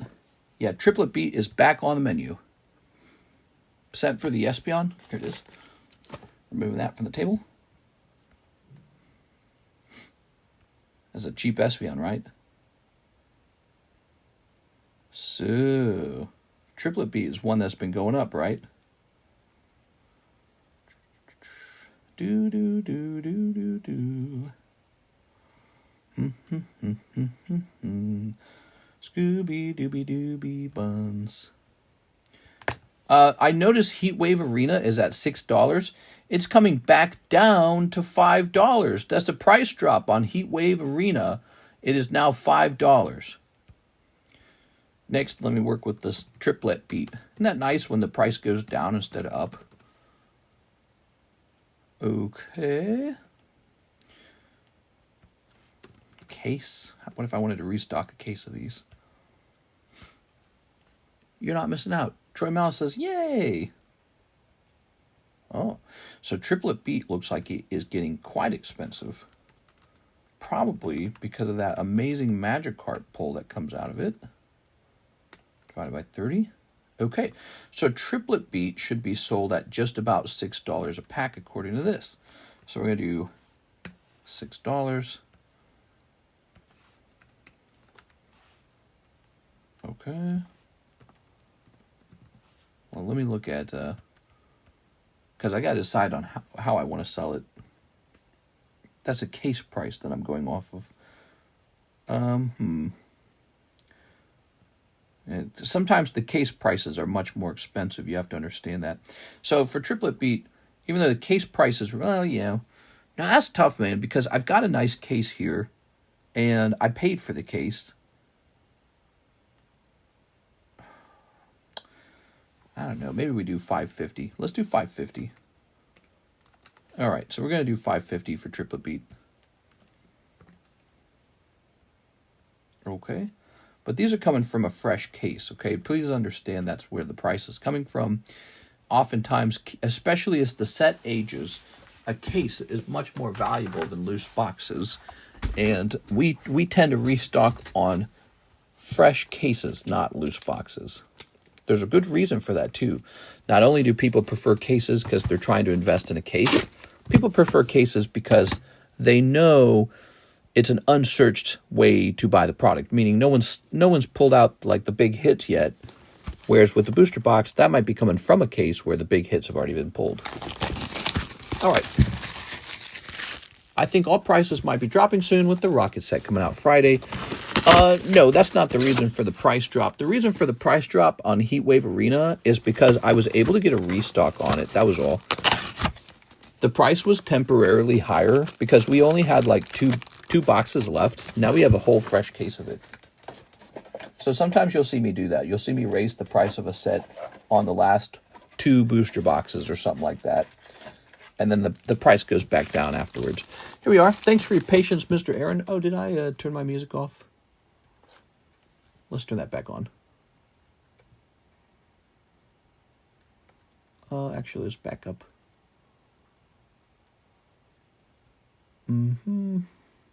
God, these ads are so annoying. Okay. With all the focus on Rocket, the market will fade away from other sets. I don't think so. I think that there will be a lot of people opening Rocket, and it's at a really high price, but there will be a lot of people opening that. And there'll be a lot of people who just open the other sets because they're hoping that Team Rocket will fall in price, which we don't really know how that's going to look either. But there's Gloria Team Rocket right there. Glory of Team Rocket. That is a pre-sale box battle. Jump in here for a chance for a whole box. $40. All right. Ready? So, here's a cold one. Here's a cold one. Happy Sunday, guys. Are you ready for the Monday grind? All right. And here's the Taflosion Rare. Okay. Nothing too crazy popping out of there. Aaron Seals. I'm currently playing Minecraft myself. Did you guys know I'm a big fan of Minecraft? I like working on Minecraft buildings and stuff like that. It's a nice way to pass the time. Very relaxing. You know, one of the ways Karis and I love playing Minecraft together, we'll have 3 TVs, 3 of them, and there'll be 2 TVs playing Minecraft and the third one playing a show. And so you have this weird memory of playing Minecraft while a show was playing in the background. And it's just this hilarious, ridiculous setup. We had that set up in the previous house. We haven't done that in this house, though. All right, let's see. James Gower, slab away the Espeon. I'll send the rest on Friday. All right. Tell you what, we'll just write you down. On when? I'll send the rest on Friday. What's today? Oh, you mean, I see what you're saying. All right, James Gower. 25 left. I'll just set this over here. I'm not going to write it. I'm not going to add it to the slab away channel. You just finish it off, okay? I'll probably forget about it, so just remind me I didn't add it to slab away if you need to remind me. Do you still have the Garbage Patch Chrome? I do. Those need to sell. Here they are. They're $4 per pack. Garbage Pail Kids. $4 per pack. There's a total of 5 of them, so you can have all 5 of them for 20 bucks. I haven't seen any good Rocket cards other than the Moltres and Meowth so far. I'm kind of sad. Yeah, they might be holding back really hard. I wouldn't give up yet on the good pulls because they just haven't revealed anything. Actually, is that still true? They haven't revealed the final cards? It's been like one more day. Might as well check. Surprised there's been no leaks yet. They haven't revealed them. Surprised there's been no leaks. You think somebody would have leaked it by now. Jonathan Lewandowski, try my luck with the Sneaker Bunko. Okay, Jonathan Lewandowski, let's get it. Do I need even more boxes? Wow, dude, I need even more boxes. Sneaker Bunko is going off, guys. People do love this set.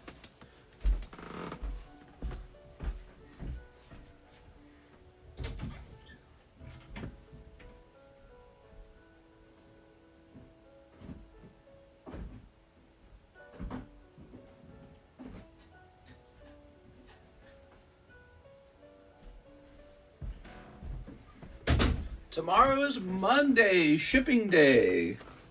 Ouch. What the fuck?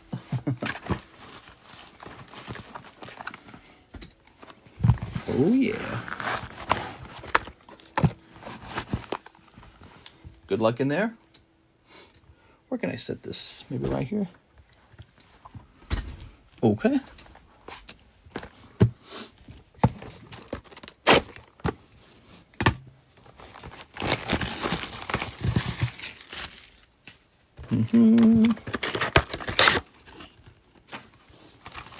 More in my order.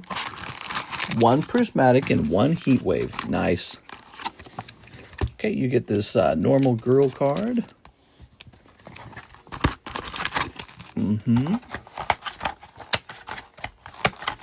I finally got my card back from PSA. Sad to array, they all came back as 9s. Sad to say, they all came back as 9s. Is that right?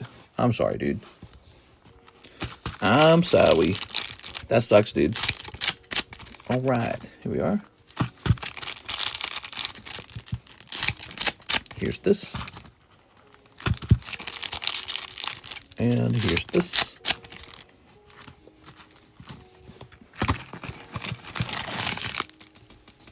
That sucks. Whoa. She's pointing to the top. There it is. She's a rising star. All right. Oh. Now, being at the amusement park for 2 days really makes me feel like amusement parks are a great future investment for anybody when it comes to, you know, like what's business going to look like 10 years from now? Because I feel like it's just this kind of special feeling you can't buy off of Amazon. You can't buy it off of Temu. You can't buy it off of eBay. You can't get it off the shelf at Walmart or Target. Amusement parks. Everyone should be having their town build an amusement park. It's going to be like a competition to have the best amusement parks. It should be like a fundamental amenity everywhere. It's similar to like having a pool. Of course, it's very expensive to run an amusement park. But yeah, amusement parks are a big deal. Probably a really good business model for the future. Not enough experiences. You look at like the mall. A lot of malls struggled as a result of everything going online. You have Toys R Us closed. Toys R Us closed? How sad is that? It even feels like going to Walmart or Target these days. It's just sort of like this dumb chore you have to do. You don't go there for pleasure or leisure as much anymore. But man, amusement parks got something special, don't they? There we go. All right. Not sure if they would have a Persian SAR after having the one in Shrouded Fable. Oh, that's a good point. Giovanni's Persian would make a lot of sense as a card, but then you'd have two Persians in Scarlet Violet. A lot of Persian love. A lot of cat love. Did you get a funnel cake? No. We're trying to be real healthy. We didn't get any sweets. There's candy. There's ice cream. Funnel cakes everywhere. You know, there's sodas, I guess. Yeah, so there's all this stuff you can get when you're there. We did get a small bowl of like potatoes with sausage on Sunday, but that was because Karis was feeling faint after walking for a long time. Okay, so one prismatic, one heat wave. She was feeling faint. She's like, I don't have enough calories. And it was just this small little bowl of potatoes. $13. Scalping prices, man. Whew. For a bowl of potatoes. The potatoes must have cost them like a penny. Potatoes are cheap. And it was just okay. It just tasted okay. They weren't that good. Giovanni will get a Nidoking SAR. I'm a big fan of that idea, by the way, because I love Giovanni's Nidoking from Gym Challenge. One of my favorite cards. I need to get that card back. You know, I sold that card and I regret selling it. What does that card sell for now? That's one of my favorite Pokemon cards. Gym Nidoking. There's one on the market and it's $3,000. God, dude, I'm so dumb. I sold one of those back in the day to somebody, and I'm pretty sure I sold it for less than $1,000. Oh, but here it is. On March 10th, he sold for $850. So, okay, so there's one for $3,000, but no one's going to buy it at that price. It's too far ahead of the latest sold. All right, one heat wave. Giovanni's Nidoking, one of my favorites. I feel like the Regirock would be the random Pokemon to get an SAR without being tied to a trainer. Regirock's cool as hell, dude. I love Regirock. I love Regirock, Registeel, Regice. They feel so, like, vintage now. They didn't back in the day when they came out in Emerald. They were like this new, you know, legendaries. They're a bit odd even. You looked at them and you're like, those are strange. Now you look at them and they're like, man, those are from forever ago, dude. Okay, the Regis. Here's Spritzy. Lovely. And a cold one. I feel like Prismatic Evolutions dropped the ball not making Evolutions illustration rares in that set. There we go. I'm so irritated with GameStop. I bought a Black Star promo Charizard V PSA 10 for $41 and now it says out of stock because the price went up, I'm guessing. They're ripping you off, bro. They said, wait. We don't want to sell that now. The price went up. Here it is, Jonathan Lewandowski. Is this a new bag now? I can't remember. All right. Maybe not. Friggin' GameStop. Yeah, what the frig? Same old bag. You finished your Kabutops the other day. I'm sad to see him go. Bro, GameStop sucks for slabs. Lovely. Have you tried TCC Stop? I heard he's pretty cool. He's got Wigglytuff. We got Wigglytuff. We got Blue Eyes White Baby. Here's Dune Sparse. Ah, the silver coin for $130. And Lantern. Oh, those are the cards. The cards that you want. How are we doing now? We got any other orders in the queue? Here's an order from our good friend, Joseph Hernandez. Garbage Pail Kids. Hey! Very good. Let me throw this little plastic bag away. What's that coin on the table, says Miguel. This is pure silver, highly skilled mint with this colorized dragon from the Perth mint, I believe, right? This is Perth. I'm like 99%. This is Perth. And so here it is. It's an Australian mint. And MS70, that's PSA 10 in coin speak. If you're new to coins, MS70 is a PSA 10. So it's a really beautiful card. It's got some shiny silver, some matte silver, and then this colorized dragon. 2024 was Year of the Dragon. So if you wanted a Year of the Dragon kind of coin, you want to grab 2024's coin. We have one for sale right now for $130 right here. It's a very lovely thing. And I think I mentioned this. I'm way, way, way more into gold and silver, but especially I'm a big fan of gold right now.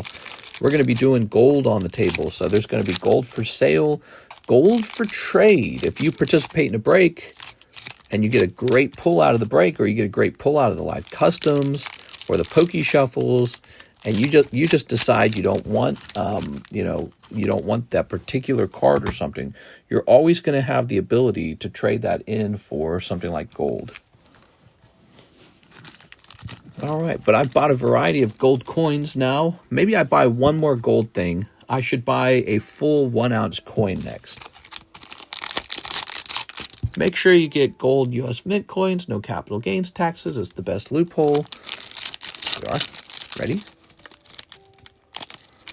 Okay, so here's Intense Pain. What? Snotty Lottie. Pagan Megan. And Overflow. Oh my God, dude. Prepare to be disturbed by whoever created these monstrosities. Yeah. This is Garbage Pail Kids. And they are some freaking weird cards, man. All right, there we go.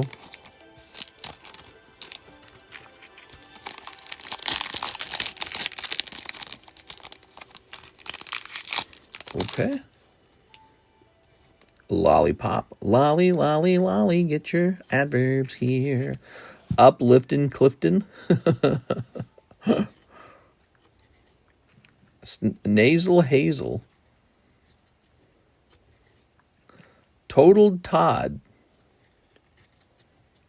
And Nasal Hazel, but it's a special hollow. I don't know WTF I'm looking at.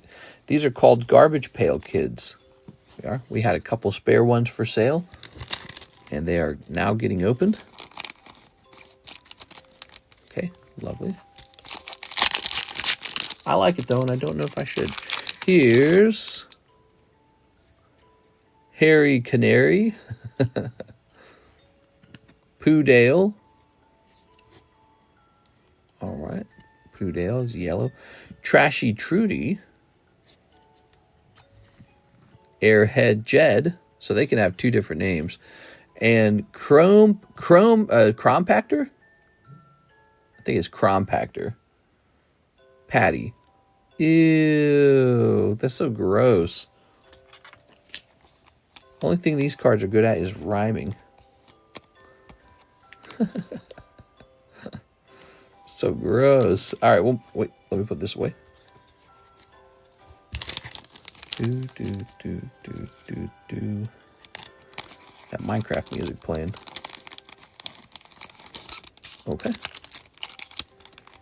One more round. No, two more packs. We're not done, everybody. That's 3,000 in a PSA 9. What? Flushing Floyd. He's taking a bath. Yuck. Sucking Sybil. Might be Cybele. Cheap Jewel. Ew, that one doesn't even rhyme. Elliot Mess. What? And Overflow. But he's like sparkly this time. God, dude. How much is Waifu card? How much is Waifu card? It's just Michael. Which one? Which Waifu?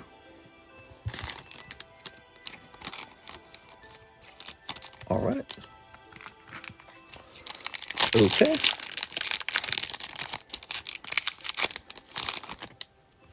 Here's Screamin' Mimi.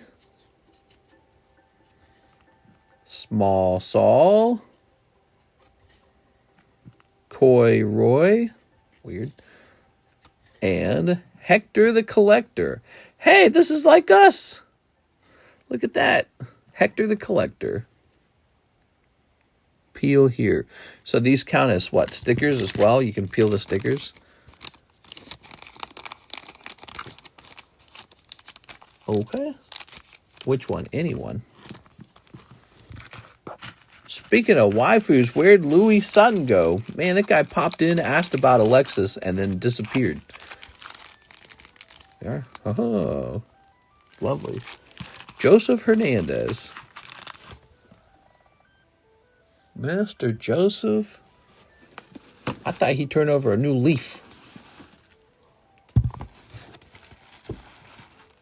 I don't know about that.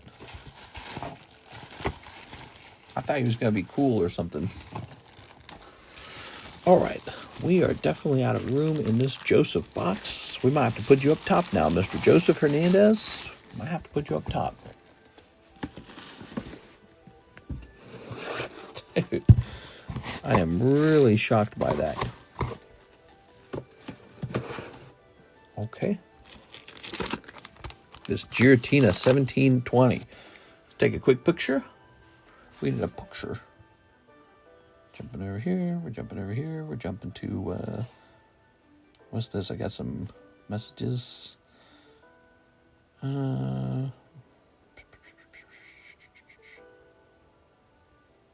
Okay, so let's go over here. We're going to grab the All Slabs April. And we're going to take a picture. Okay. And we're going to take one more picture. We're going to take a picture of this guy specifically. All right. Oops, wait a second. Don't forget, guys, we take pictures of all our slabs. So you can go shopping for slabs in our Discord server. Okay. What do you expect from a guy named Louis? Oh.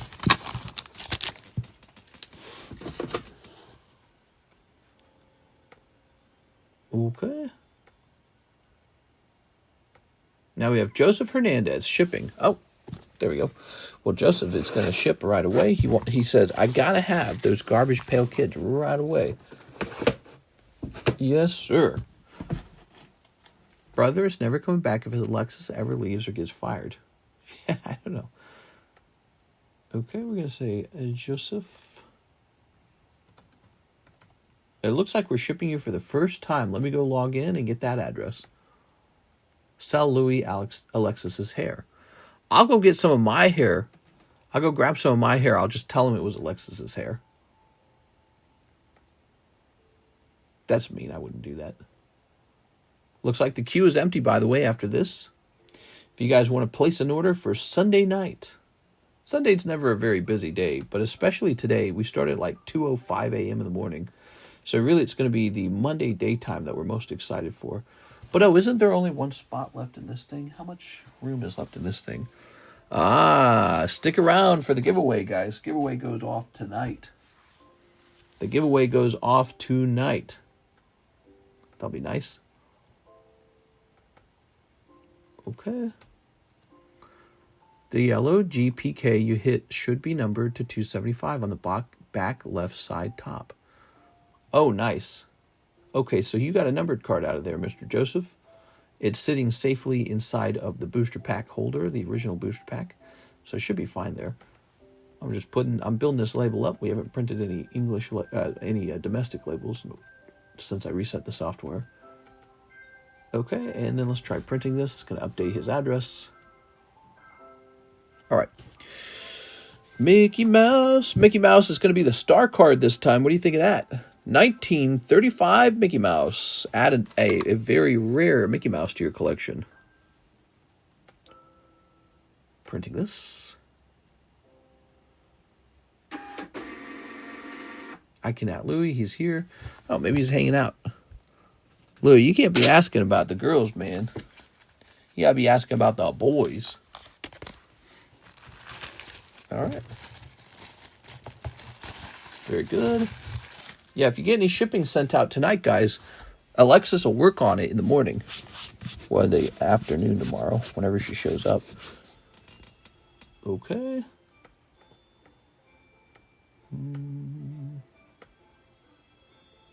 Didn't get any ZELLEs tonight. Hit and refresh. Hit and refresh. Click. All right, that's it. Now, time to grab some Pokemon. Here's our Pichu. Boy, these Pichus are always grading 9, dude. Wonder why they don't grade 10.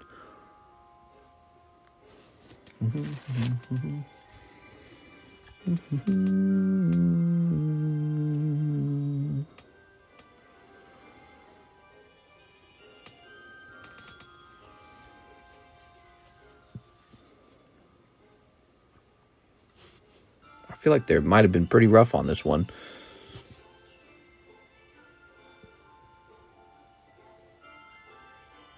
I feel like you can see some sort of dot almost right there.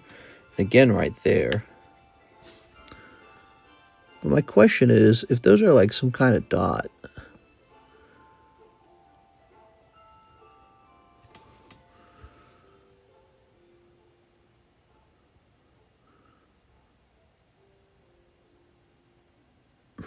It's tempting to crack it and send it back out. It's tempting because it might just grade 9 again. Or what if it went to 10, you know? What if that actually went to 10 somehow?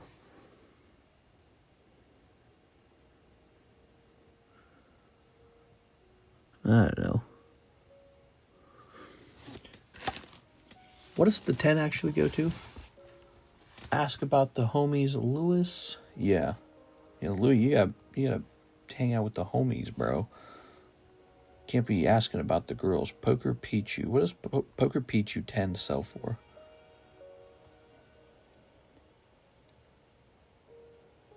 There's none for sale? Let me check sold.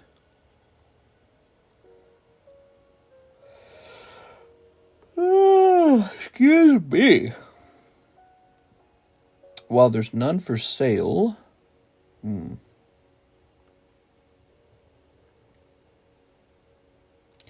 Do.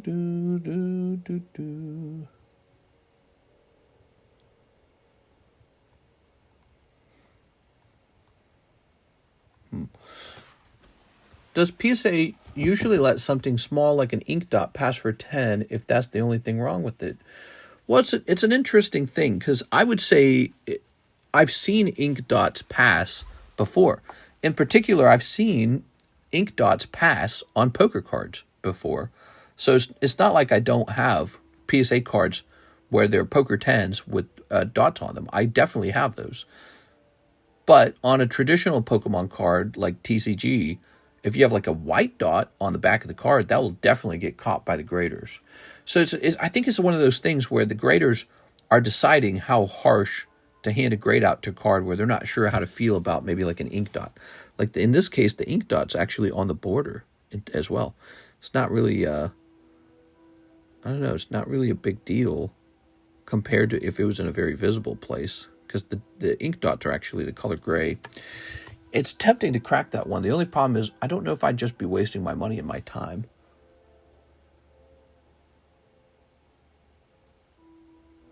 Brandon got his job back. As far as I know, he got paid. He said that, and then he kind of suggested that that's not true again. And then he spent some money like a couple days ago, but I think he made that sound like it was his tax return, maybe? No, he's losing his job again in May. They told him ahead of time in May. Okay, so, yeah, I don't know. I want Mr. Brandon to do very well. I want him to do very well. I want him to get real serious about getting another job, too. Let's go ahead and hit refresh over here. Mr. Exciting News, I got my PSA email. My Sauron the Dark Lord got a 10. Nice, dude. Da-da-da, like a shark coming for the job. Da-da. Okay, Aaron Searles. Had the stream on mute. Hey, mister, I noticed I was sending 6 per Heatwave pack. I bought 4 so far. There are only 5, so I owe you $1 extra per pack, so 3 Heatwave. 3 Heatwave. Well, they're cheaper now. The Heatwaves actually went down to $5. The Heatwaves went down to $5. Okay? Just in the middle of this stream, they did 2 battle partners. If that's okay, if not, my bad for the confusion. 3 Heatwave, 2 battle partners. Is that right?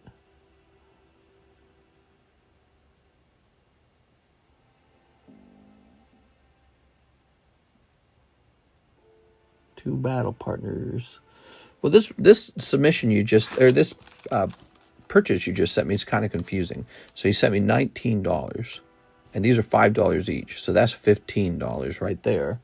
So you would only have $4 left in your order, Aaron. So I think that we will get you these 3 packs, and you thought you needed to send an extra $3. So I'm a little confused.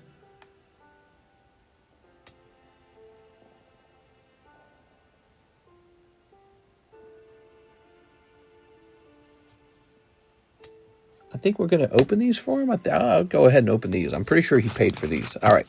Aaron Searles. Pretty sure Aaron Searles properly paid for this. Here you go, Aaron. All right. 3 Heatwaves. I don't know about the battle partners, but the 3 Heatwaves are paid for. All right, you got a cold one. Heatwave price, it did go down midstream. You probably already purchased by then. 3 cold ones. Oh, that sucks, man. But I don't know about what you mean with the 2 battle partners. I don't know if you were trying to purchase those. Here we are. Ta-da. So that is going to be 3 Heatwaves. Okay, tossing that out. And let's get a rotation here. Here we have Collectible Rainbow 9. Suicune. This just came back. This is from V-Star Universe. If you don't have one, my suspicion is these just keep going up in price. Definitely worth looking into picking up one of these. There is the Metazoo Mothman. Here's Magneton. And Charmander. Haha. It's Caden. Lamb, what's up, Caden? Let's go ahead and get the giveaway prepared. Where's Jen? Jen's, she's not dead. She's probably taking a little break from buying cards, though. All right. So the keyword is TCC. Grab them by the job, says Alex. Yeah, they're pretty rough. You heard about... Donald Trump laying off a lot of federal workers. And I think there's some people kind of cheering that on, but that has affected our friend, Mr. Brandon. So it kind of sucks, too. When it comes to federal workers, it's an interesting thing because that's a government job. I think the government does some important functions. I think it's also possible for the government to hire too many people over time because it doesn't run like a regular corporation. Corporations, when they're not profitable, they have to let people go. If a government's not profitable, they don't really care because it's like, they don't report like earnings. They don't get kicked out or fired as CEO. And whether you get your job, it's based more on like a politician's ability to be popular rather than to be profitable. So, you could be a really unprofitable politician losing the people a lot of money and still get voted into office anyways. So that's kind of how it's all based. And so it's possible for there to be a lot of, like a whole government system with a lot of government federal workers. This tends to happen for another reason too, by the way, because when you hand a government job out, it looks like the economy has just grown. It looks like job demand is up.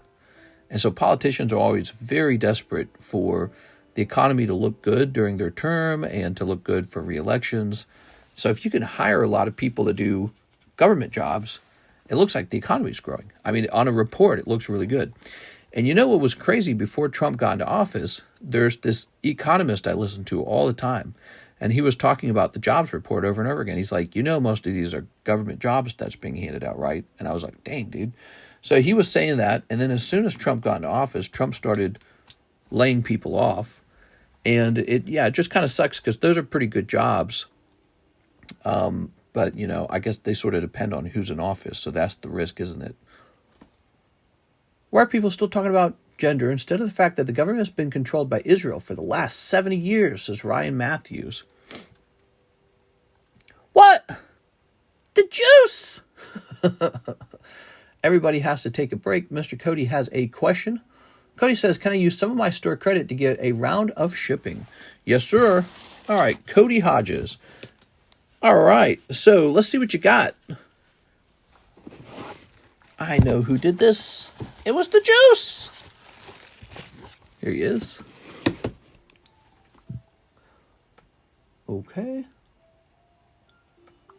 That's an interesting thing that's been going on recently. I think you see the rise of,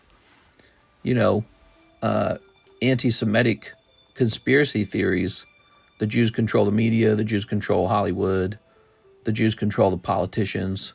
You see that springing up real heavy lately. Real heavy. Let's go ahead and print this. Oh, no, wait a second. Do I need to make this heavier? I don't think I do. Did you know that Steve's lava chicken is tasty as hell?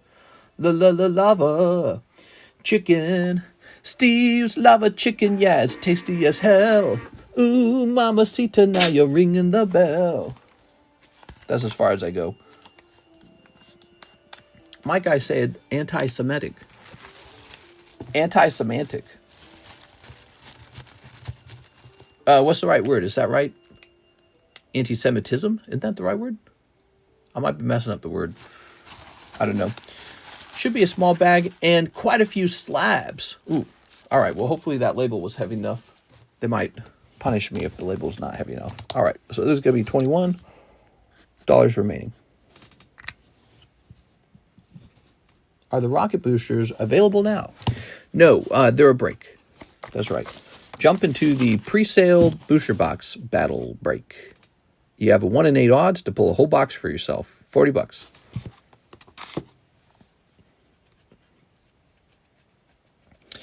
Yeah, there's a lot of stuff going on these days, Ready? Here's Charizard. Rawr. Charizard. Rawr. Here's Kurumi. And Duskull. Ooh. Is there a UPC break? There's no UPC break.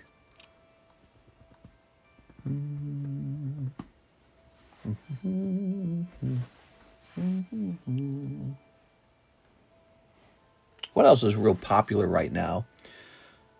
That's a real popular one. Let's go ahead and pull this card out. What do you guys think is going on these days?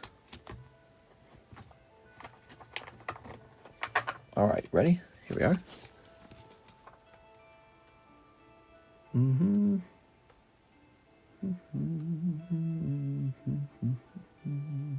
Let's hit choose a winner.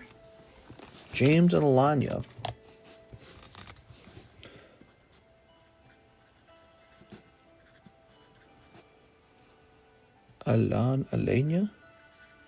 Elena? You need to get a loan for that Zard. Yes. For this one? Cheap and affordable. Well, my new car was $40,000. It was actually $36,000. This is more expensive than that. It has nothing to do with Jews, just Israel. Okay, and here's Andy Mann. I'm pretty sure the Jews run Israel. There it is. All right, very nice. It's actually the Zionists. Ooh. I hear a lot of stuff. I hear all the conspiracy theories. There's a lot of I don't want to use the word bigotry, but there's a lot of conspiracy that goes on. There's a lot of conspiracy. And I think the politicians have not done a good job explaining how Israel's our ally. But we don't, I don't know. We don't talk about it enough, I suppose. Ooh. Nightbot is run by Jews, or maybe it hates the Jews. One of those two. Yeah, that's right. One of those two options, perhaps. Here's Larvitar. I won $100 store credit once here. Did you really? Dang, dude. That Mewtwo, and here's Squall. Poor Squall. He'll never sell. You are the king of gibbies. Okay, so we do have a new order in the queue. Let me just take a picture of this. Okay. Oh, here we go. I get to see what's in this set now. Hold on, I wanted to see this real fast.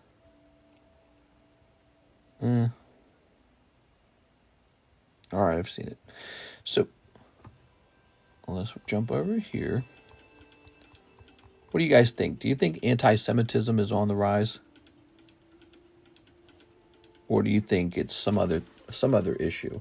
I think it kind of makes sense that it's on the rise to a degree, because you've got the war in the Middle East, where Israel's pounding Gaza pretty bad. There you go. I have Jewish friends. I have nothing against that. I'm just not in favor of Israel and the way America backs them. There you go. All right. Very nice. Okay. What's wrong with America and Israel being allies? You know, that would be my question. I get, I think I get the heart of the desire to fight with the Jewish people. And that is because fundamentally, the Torah, the Old Testament, whatever you want to call it, says something like, they're the chosen people, chosen by God, you're the Goyim, too bad, and you got to be born Jewish. It's almost like a racial supremacist group in that regard, right? And God's going to come back and they're going to rule over the earth, right? So, it sounds from that perspective like a racial supremacist movement. It really does, actually. It's ironically very similar sounding to like the Nazis in World War II. Where they're like, no, we're the best. We're the best, and this is going to be our land, and we're the chosen ones, or something like that, And then you've got like the Muslims they got to conquer the world for Allah and stuff like that. So you get like groups that say, hey, we got to conquer everything. The Christians are maybe a little gentler, if you want to say that word, gentler. Is that the right gentler? They're but even then they're like, we got to convert everyone to Christianity. But at least with them, it's like you either go to heaven or hell. So they're still condemning you, but not on earth. It's like, you're going to go to hell. You know what I mean? So, I don't know. All the religions are always trying to do something. They're very, they're persuasive religions. They're pushy religions. And in some cases, even, ready to turn to war to push their ideologies.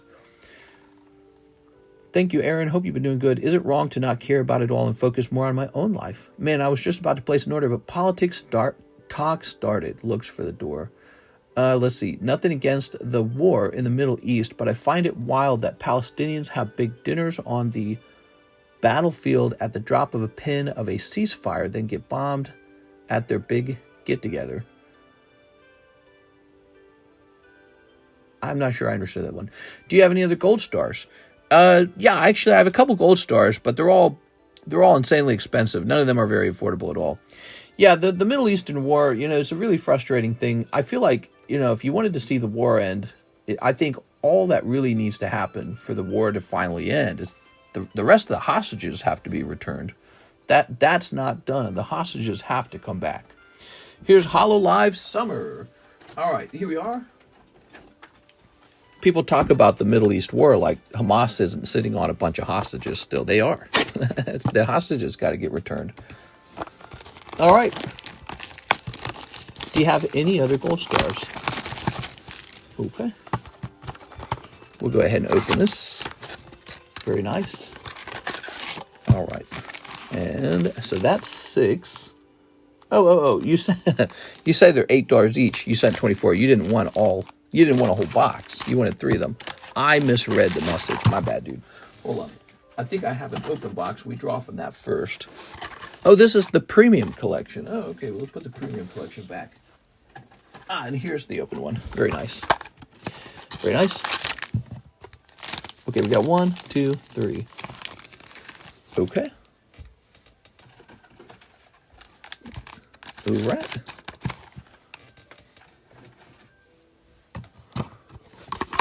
Very nice. Toss that over there. Okay. Yeah, it's weird how the Middle East becomes such a galvanizing subject. Like, I'm not Jewish. I'm not Arab either. I'm not Muslim. I'm not Jewish. I used to be Catholic. I'm not really Catholic anymore.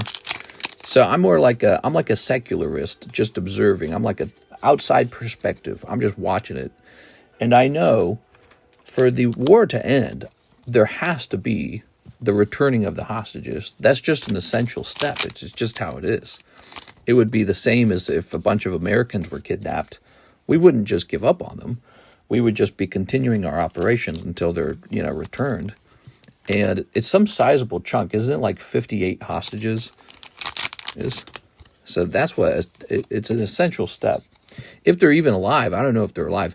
I love the body shape on this character. She's so long looking. She looks tall. I don't know if I've ever mentioned that. I find tall women very sexy.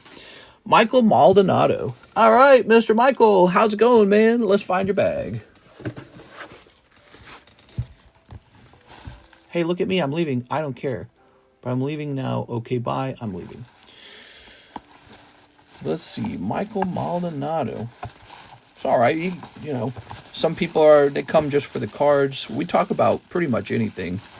Ryan Matthews wants to talk about how the biggest problem for America right now is Israel. I don't really agree with that necessarily. If he comes in and he's like supporting arguments, but I think a lot of it sometimes is just some of it's rooted in anti-Semitism. I think at least some of it is. But I don't know if it's anti-Semitism as much as it's conspiracy. Let's see. Because I've heard some of this stuff before. I've heard it on the internet. I think we get you a new bag. All right. The conspiracy goes something like this. We give all this money to the state of Israel, the country of Israel, because Israel, has Jewish politicians in America who are working for both teams. They choose their own country first. And so they're sending money from America back to Israel, that kind of stuff. It's a Zionism argument. All right, here you go, Michael. H. Maldonado.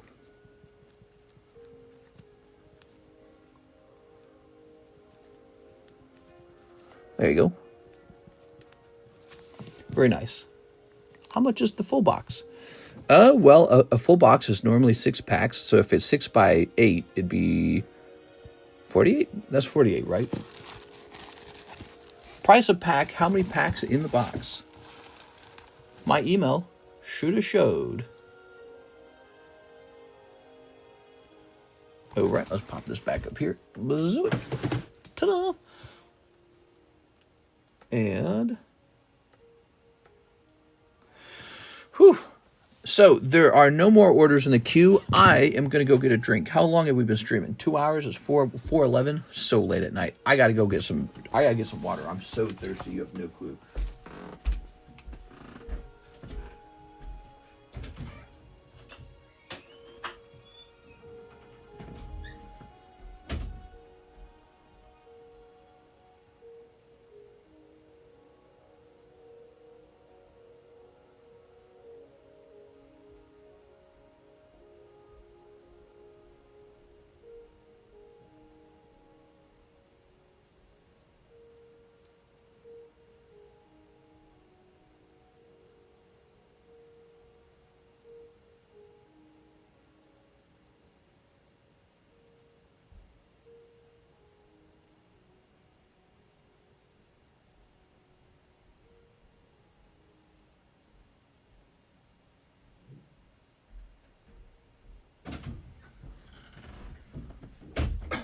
All right.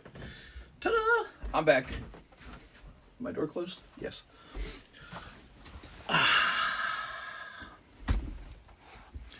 Tossing this up here. I just kind of wished Mr. actually continues to open cards rather than just stop and yap. I think you and I probably have very different political ideologies, but more importantly, I don't even have any cards to open. We're actually done. But we did just get a new order, Titan Chambly. There's probably been moments where I was talking a lot and messed up an order, but that's not the case here. I was just responding to an actual order, or to an actual question. Titan Chambly says 1 Crimson Haze. Where's the Crimson Haze? All right. Yeah, if you're on the other side of the spectrum, you probably don't always like what I'm saying. Tossing this here. But, you know, I like talking about it. It's part of the fun for me is just having conversation. Here we are. 1 Black Flame. All right. 1 Snow Hazard. Let's see, Snow Hazard. Grabbing this. All right. 1 Ancient Roar. Let's see, Ancient Roar. Do I have a pack of Ancient Roar? Haha! 1 Future Flash. Oh man, you're making me pull out the hard to find ones. Here it is. Very nice.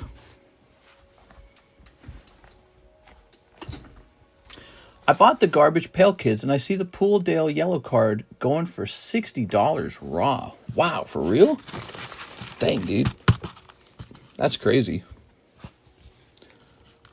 We disagree a lot, mister, but I think it's important to hear each other out without the goal to change each other's opinions. Yeah, or just, you know, conversate about it in a nice way, if it's possible. There it is. Okay. Very nice. Oops. Toss these over here. Mr. Titan. That's a cold one. And that's a cold one. And that's a cold one. Oh, damn, you're getting bad luck. Oh, damn, that's a cold one, too. Woo! You got 1 hollow. All right. Very nice. Very nice. Well, we could talk about anything you guys want. That's the thing. Like, we don't have to talk politics ever. It's just whatever somebody comes in and wants to talk about, really.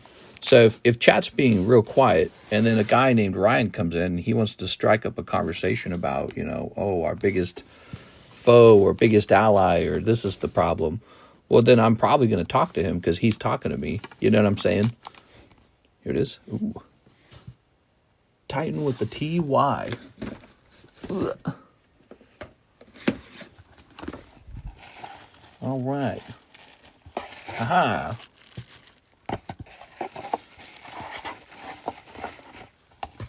Okay. But yeah, anyone can hijack the conversation their own direction. It doesn't matter to me. We always end up talking about all kinds of stuff. If you think about the sheer number of hours I put into this stream, it's like some ridiculous amount now.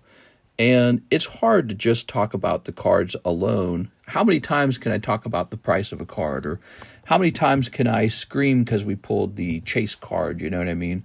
So there's a point where you've said everything that there's to be said about the cards. You could talk about the upcoming Rocket set for the 100th time. You could talk about maybe an upcoming Weiss set or an upcoming, you know, maybe like, I don't know, Magic set or something. You could just talk about cards, but there's a point where you've said it all.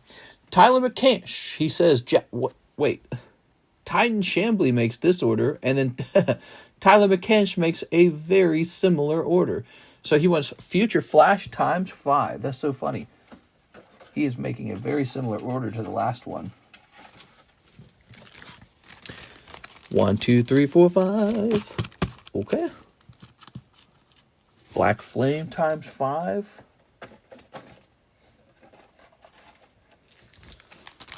A 1, 2, 3, 4, 5. There it is.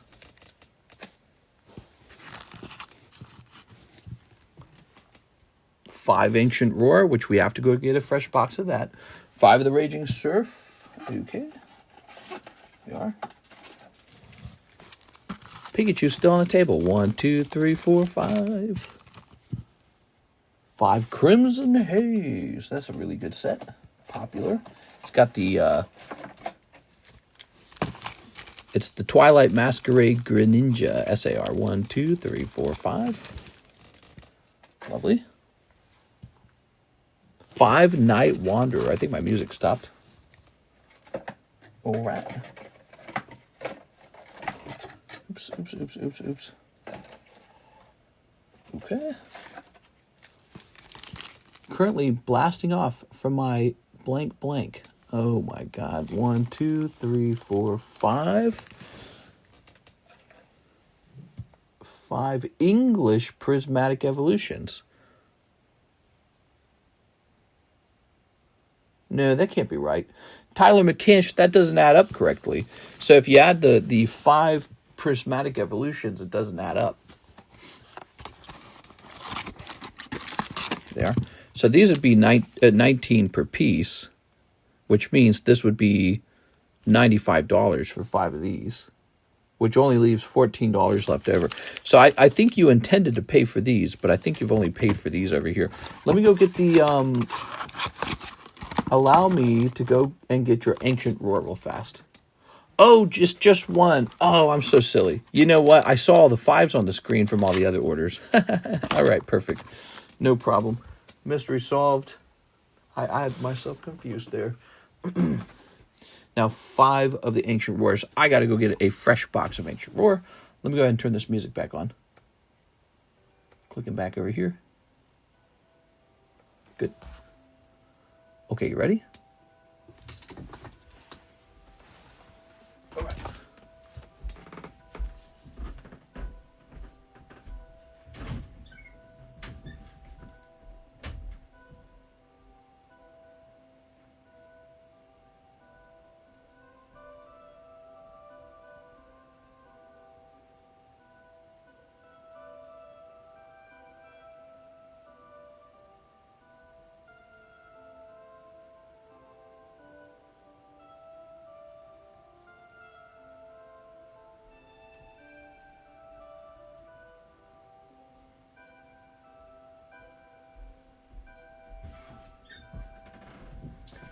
Here we are.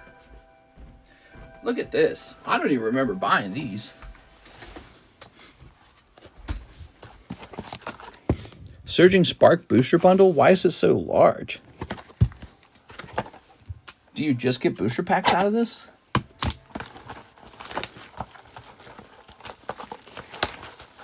I don't even remember buying it.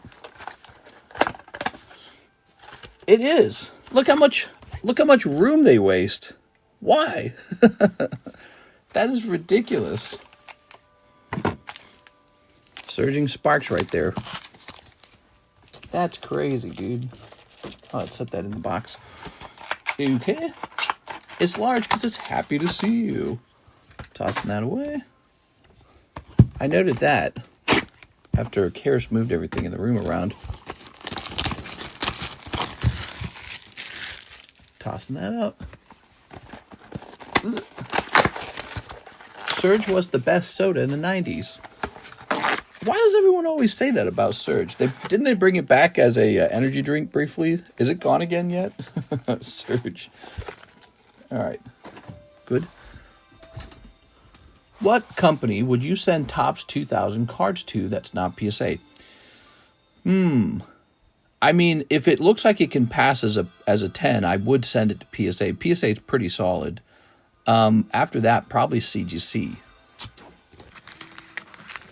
All right, so here we are. Nice big order, everyone. Look at that. At like 70 milligrams of coffee. I don't know how much that is, or caffeine. Surge was one of those sodas that if you ever saw it outside the can, you didn't want it anymore. Ew. Look at that.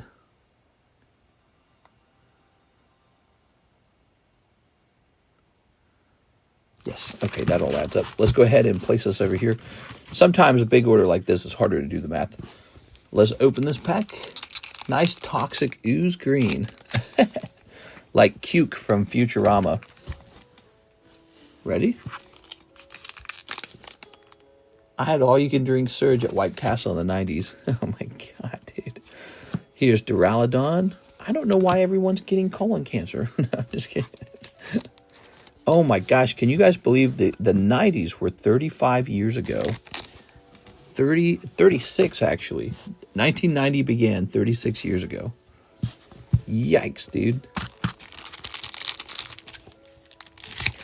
All right, here we are. Very cool order, by the way, not gonna lie. Yeah, this is a nice order. Let's see what we pull.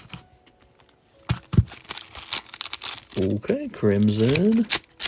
Yeah, I like the price on these Japanese packs right now. They seem to be well priced. Okay. I would drink a Surge from the 90s. How about that, what's his name? LA Beast guy? Have a good day. I watched that guy. He just ate something that was real old. What was it? He ate some really old chips, and then I think he drank really old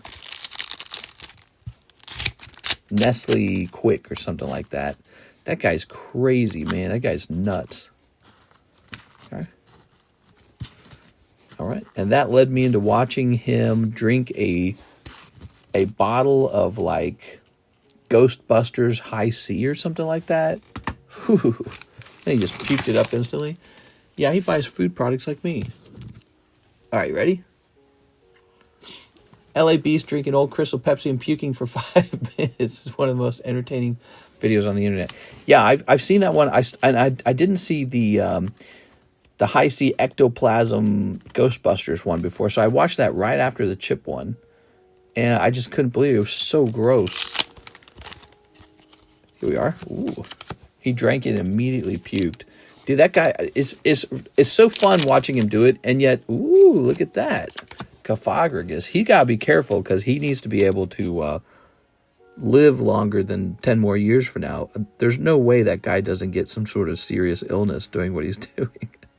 He makes so much money doing it that it's like the temptation is to keep going and to keep getting all the likes, keep getting the views, but you got to retire, let some other guy do it now. Yeah. Ooh. He gonna get like botulism or some crazy crap like that. Oh, look at that. Ooh, look at that art style, man. Crazy. We don't open Ancient Roar very often, so you don't get to see it. Budweiser is losing money producing Bud Light still. Really? Wow. The Dylan Mulvaney fallout from that collab, I guess he wasn't ever actually in a commercial, right? They just made a can for him, didn't they? But the fallout from that lost so much money, it's insane.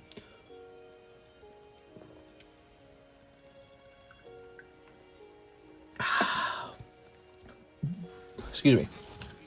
LA Beast the GOAT. Yeah, something like that.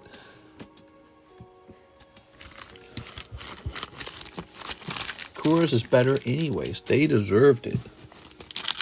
Well, yeah, the marketing genius. Oh, I love this Dust Gold. Look at that, guys.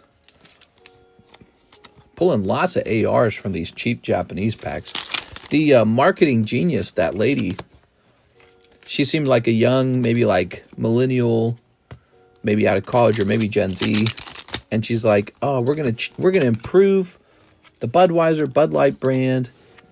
The old brand is just for, stupid college frat boys with poor humor or something like that. She says something along those lines. She's like, no more. We're going to get a younger audience. Boy, that didn't work at all, did it? It was really crazy to watch that.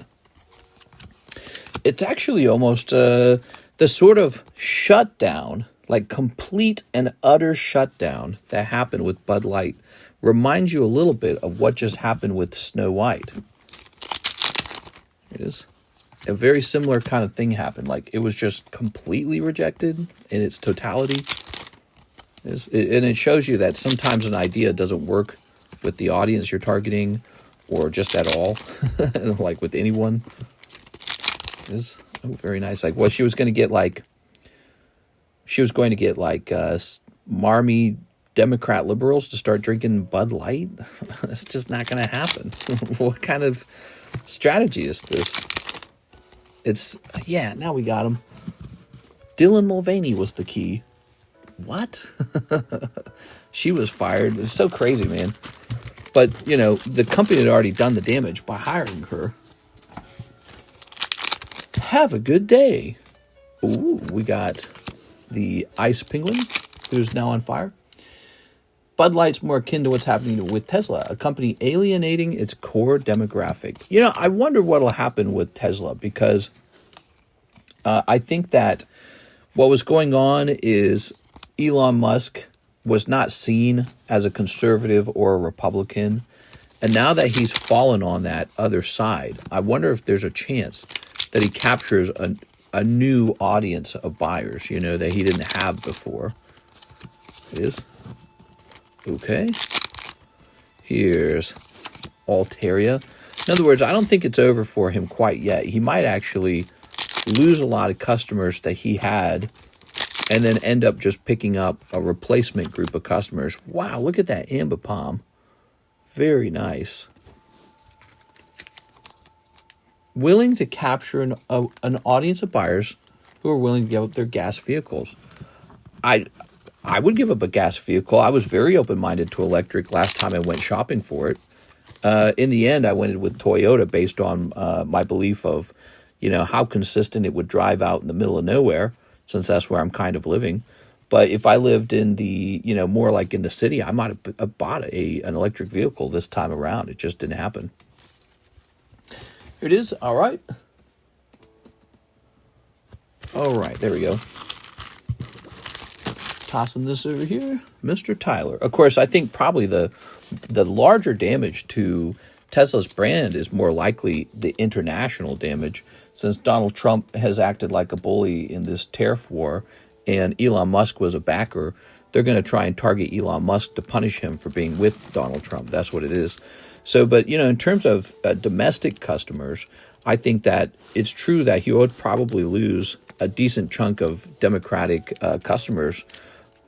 Interestingly, though, if they actually enjoyed the car, he might maintain some of them who don't really care about his politics as much, or maybe begrudgingly deal with it, you know, like, ugh, you know, look the other way, pinch your nose while you're enjoying the car. At the same time, he might actually pick up customers that otherwise would have never touched his brand of cars, maybe young men, for example, in the Republican Party. That's not that actually so alien to believe that maybe young Republican men might start buying Teslas, which might be a core part of his customer base to some degree already. Here's Tyler. All right, Tyler, let's grab your bag. Let's see. Dylan Mulvaney was on The Price is Right before he transitioned. Tyler McCash. Dylan Mulvaney has a strange vibe, I feel. I feel he's got almost like a mocking smile, you know. It is. And his behavior feels like somebody who's almost,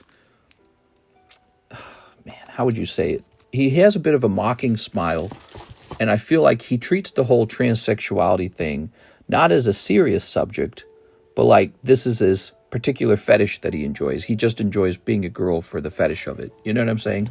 Like he's fetishizing the opposite sex in a certain way, and that's how he feels. You know, they could have picked somebody else who was transsexual and maybe more like chill feeling. He doesn't feel chill at all. He feels like he's mocking. And I think, or she, if that's the right language. And so I think this is the problem in general too, with having chosen Dylan Mulvaney for Bud Light. They didn't choose someone subtle at all. Here's Blasty Boy. I absolutely do not trust Tesla Autopilot. Here's Machop. Here's Thwomp. I saw a self-driving car in China, man. It's a very interesting concept, climbing onto a car with no steering wheel, no driver. You just climb on, it just takes you away. Man, I can't wait for that kind of stuff. Here's Lickitung. I am cheering for that. I was cheering for that when I was in college like 8 years ago, or however long it's been. Okay. San Francisco has that. All right, let's grab this, hit refresh. I date Dylan for money, says Alex. What are you talking about, Alex? Michael Maldonado, HoloLive Summer Box. All right, let's get it. All right, so the one over here. Autopilot, no thanks. It's absolutely a fetish for Dylan. Right, like that's the feeling he gives off. 1, 2, 3, 4, 5, 6, 7. So there's too many packs in here. You can see it should be 6 packs. And that's because this pack was left over from the other box. It's going back in like that. Let's move it off to the side. Here we are. All right. So there you go. You got one whole box. Yeah, the 7th pack was from the previous box you were digging into. There was 1 pack left over, so I shoved it in the one I'd opened. I'll put a Nintendo card in Pokepot later. Nice. Oh, yeah, the Pokepot. I completely... I forgot about that. The Pokepot's the thing. There we go. That's more like something you can do when the stream is slow. Or, you know, when it's your turn. It's a fun way to donate your cards that you don't want anymore. You might get lucky and take some cards home even. I need to watch this LA Beast guy. Never heard of him. Mister forgot about his pot. He means he'd pay Dylan to date her. $99 a month, you can get autopilot. $99 a month? You got to pay $100 a month for autopilot? Hell no, dude. That's crazy. Oh, no. I didn't even think about that. They're going to charge you for the autopilot. I gotta have a sip.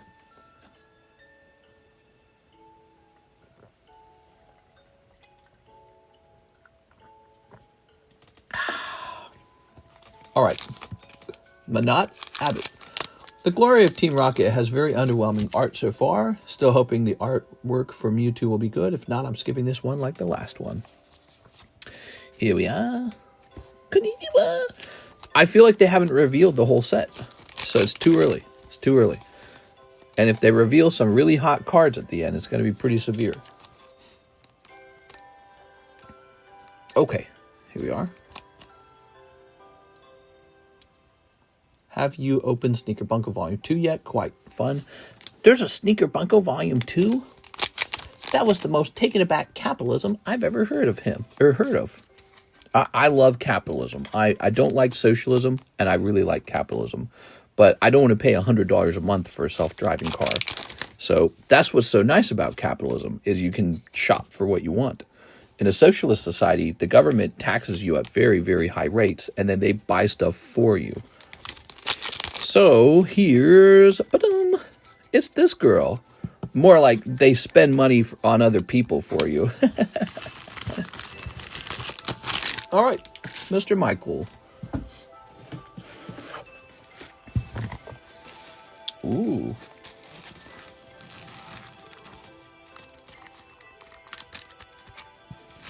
It's not revealed yet. That's what I'm saying. What we've seen so far is really meh. They are holding their cards close to their chests, so to speak. Yes. Thank you so much, Michael. Appreciate the orders tonight. Michael Maldonado, everybody. Should I wake up my girlfriend and see how mad she gets? What are these questions, Alex? Where's Alex coming out of the left pocket here? What's going on, man? Left field, I mean. Not left pocket, left field. All the Pichus got 9s. So look, 9, 9. Why is every Pichu a 9? Can any of the Pichus be 10s? Any of them? Okay. Manat Abbott says, how do people buy stuff on here? They just go me, me, me, me, me, me, me. Here's Omastar, here's Chin Chow, and here's Voltorb. Look how rough they were with these Hidden Legends cards, man. They were rough. It's a little Chin Chow. The Pichu 10 is only $150 on eBay. Oh, so you actually found one. I went looking. I didn't see one. I'm almost out of slabs to price now. Running lower on them. All right, so that is PSA 10 Chin Chow. Okay.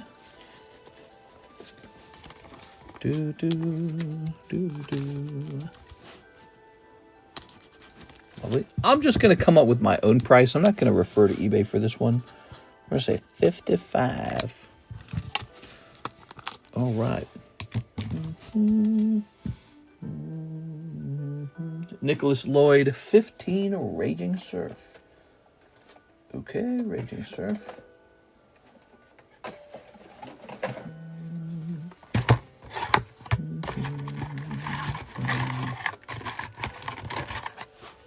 We've got 1, 2, 3, 4, 5, 6, 7, 8, 9, 10, 11, 12, 13, 14, 15. There we go. Oops.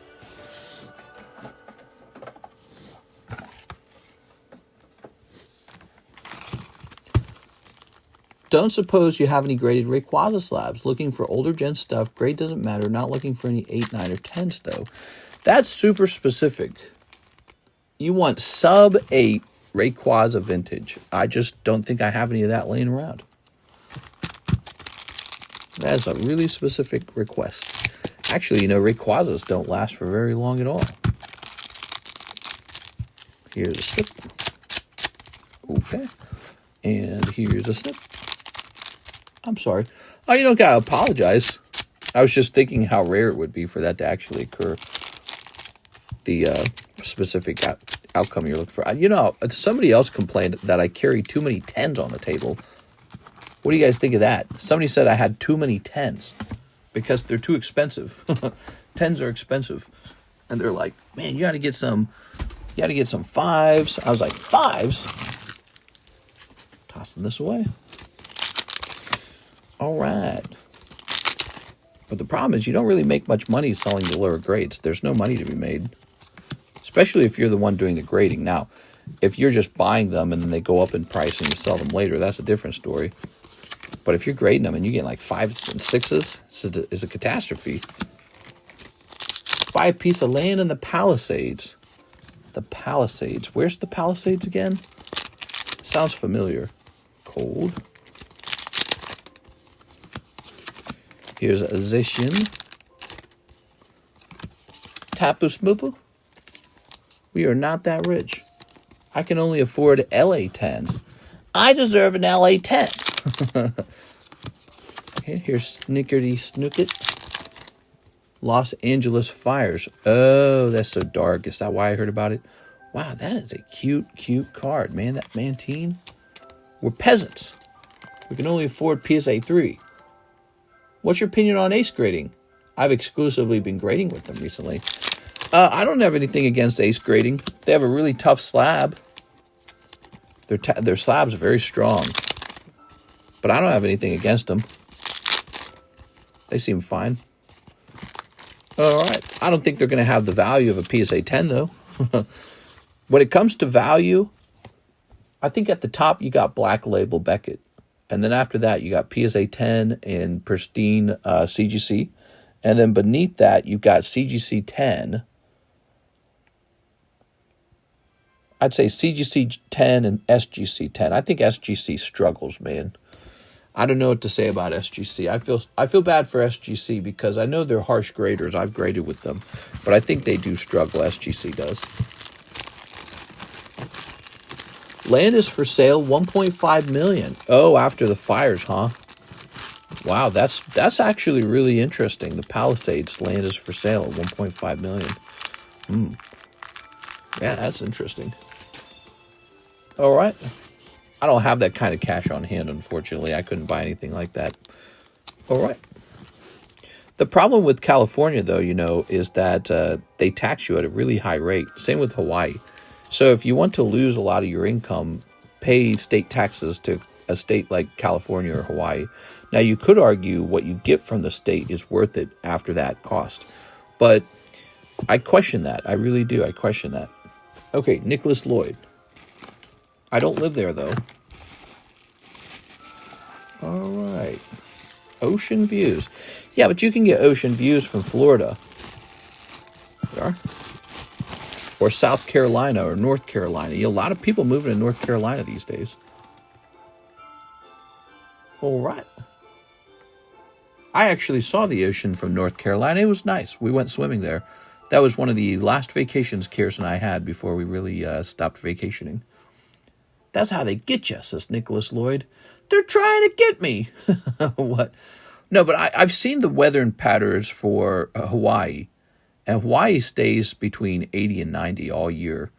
So it's like perpetual summertime, and not like high 90s or anything, sort of like low 90s to low 80s, right? And that must be perfect, man. Think about it. You go out, you get used to the heat a little bit, you go to the ocean, you just go swimming in the warm water. God, dude, that must be so nice. We have oceans here in Virginia. Yeah, the whole East Coast has ocean, but it gets too cold, you know. So Florida, there's this area called, I believe it's Jacksonville, Florida. And if you look at a hurricane map, Jacksonville, Florida has the best data or the best statistics, we should call it, for hurricanes, meaning they get hit less. And when they do get hit, the hurricanes are not as severe. And that's based off of the data that's been collected on the history of hurricanes. So we're real tempted by Jacksonville, Florida, because the thought of moving to the East Coast beaches of Florida, I think I've been to Florida like 5 times in my life. It's such a nice place. And the houses there are somewhat affordable. Although, no, they're comparable maybe to California prices if you want a good home, you know, because I've seen some prices on Jacksonville. They're really high. But California, they take the cake, man. They got some extremely expensive properties. And for what? For like a tiny property. But at this point, I could afford to move to California. I could sell my Missouri homes. I've got 2 lake houses and some savings, and I could roll all that over into a small home in California, and I'd probably be fine. But the thing is, I'd have to give up so much more of my paycheck. I think about 10% more. And that's the same for Kara. She works really hard, and she'd have to give up about 10% more of her paycheck. When you look at those numbers, it's just like robbery, dude. It's like highway robbery. You look at it and you're like shocked by it. And we're looking to move the other way. We're looking to reduce our tax burden, which I'm not so sure Florida would truly reduce the tax burden. It might even go up slightly, or maybe a lot, and that's because I believe they do have a higher property tax rate, but not just that. You have to pay for hurricane protection now. That includes like hurricane insurance, and if I'm like insuring the cards against hurricanes, that could be really bad. Although one of the reasons we're tempted to move is because I told Karis, maybe what we can do is we can buy these giant vaults and bolt these really heavy vaults to the ground, like really big, large, heavy vaults in whichever house we move into. And then we can take the cards and shrink wrap them or put them in some sort of waterproof container. Just put those inside of the vault, and then bada bing, bada boom. Maybe that would survive the house getting crushed or survive flooding or something like that, right? So, and then perhaps you buy the house on the hill or some trick like that. I don't know. But so that's something we've been talking or thinking about. All right. Charleston is nice. Yeah. South Carolina has Myrtle Beach. Yeah, Myrtle Beach, man. If you move to California, you could get a distributor and possibly open up an actual LCS. When it comes to local card shops, I don't think I'll be opening one. I've had a lot of time to think about this. I just think that the effort to run a local card shop would be so high that it would be pretty difficult for me to do and maintain my appearance here. Unless you guys are cool with me not streaming over here very much, because that's what it would take, I think. I would have to stream over here significantly less, maybe 4 times a week, maybe 3 times a week if I was running a local card shop. And that could still maybe work out. I mean, maybe the local card shop would sell a lot more cards than, you know, an online live stream. But I just kind of like this style of card shop. I'm very good at it. I've done it for a long time. You would get to sell products on release, which would drive your sales up 25 to 50%. I don't know if it would be a whole 25 to 50, but yeah, selling the cards on release would be great. I actually agree with that. Actually, I think all I got to do is move out of Lake of the Ozarks for that. Because one thing I noticed, if I was simply in Kansas City or St. Louis, which are the major cities in Missouri, each time a new set comes out, I would have gotten it 1 to 2 days earlier, just having been in Kansas City or St. Louis. So because we're out in Lake of the Ozarks, and there's no airport out here, by the way, just because we're out there, it has to go to like the distribution hubs in Kansas City or St. Louis. And then there's like this long drive out to the distribution hub out here. And then it gets delivered to me like 2-3 days later. If it releases on a weekend and I don't get it by Saturday, it's even worse, because there's no delivery on Sunday, so it arrives all the way on Monday. So, you know, let's say a card set comes out Friday, and it looks like it's going to miss the Saturday. or let's say it comes out Thursday even, and it misses once again the Saturday, then I don't have it for Friday, Saturday, Sunday, and then finally Monday, like 4 days after release, we finally get the product. And yeah, I would say that, you know, just living next to a distribution hub, or a, you know, what I mean by that is a UPS, FedEx distribution hub, or living next to an airport could significantly reduce the wait times for actually getting these card sets on release. Myrtle is really affordable. I live nearby in a less touristy area, says Mr. P.D. Wheatstraw. I've legit looked at Myrtle Beach area, and I totally agree. It's nice. But if I just move south of that to, once again, to Jacksonville, Florida, boom, no income tax.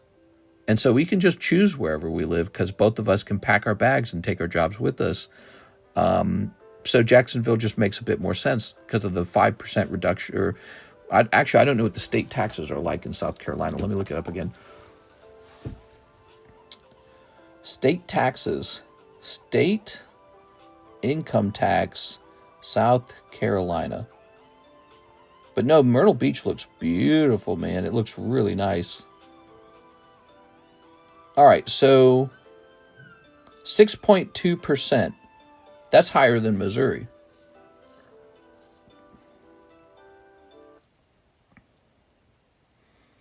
It looks like South Carolina is trying to lower it to 2.5, but that's just a proposal. In Missouri, I currently pay 5. If I move to Florida, I pay 0. But then I got to pay a higher property tax, which they have talked about getting rid of the property tax in Florida. That's surprising to me because I don't know how they're going to pay for anything then. Where will Florida get any of its money? Sales? I don't know. Sales tax? It's got to get money somewhere. But anyways, on top of the fact that the property taxes are higher in Florida, there's the hurricane insurance, isn't there? So that's the bigger problem. Hurricanes are significantly holding me back from running to Florida right now. Carvana. Hey, here we go. Tyranitar. That's Huntail 9, huh? Man, look at all these 9s, dude. Just sad. By land in Ukraine. My uncle lives in Jacksonville. Hurricanes suck over there. From tariffs, says Elijah. I love the beach. I really do. I think a lot of Americans do. This is why anytime we talk about Canada joining the U.S., I always mention the fact that all of a sudden Canada would be part of the same country that has all these warm beaches. You can't beat the warm beach. It's so nice. You know, warm beaches, warm lakes, Magikarp. Why not?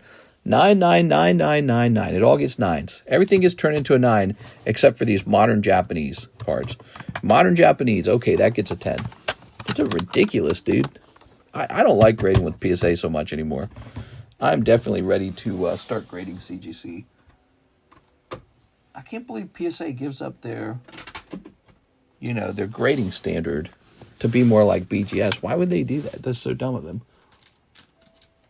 9s are fine. TCC, I just got 10 Raging Surf for Nicholas G on the Groudon. 10 Raging Surf for Nicholas G. Oh, for Nicholas. Good luck on the Groudon. Got it. What? That's so nice, man. The 8 carp was 20 or so. How much for the 9? I didn't see what you meant by that. All right, so these are the last 2 10s that we're pricing. And they're just, Japanese 10s. They don't really make a lot of money. I heard my name, says Nicholas. All right, let's see. Click. James Goward, 10 Raging Surf. I'll give directions in chat. Oh, good job not mentioning the name. Yeah, for whatever reason, PayPal is really tough about if you name somebody. So there's only 4 packs here, which means we got to go get more.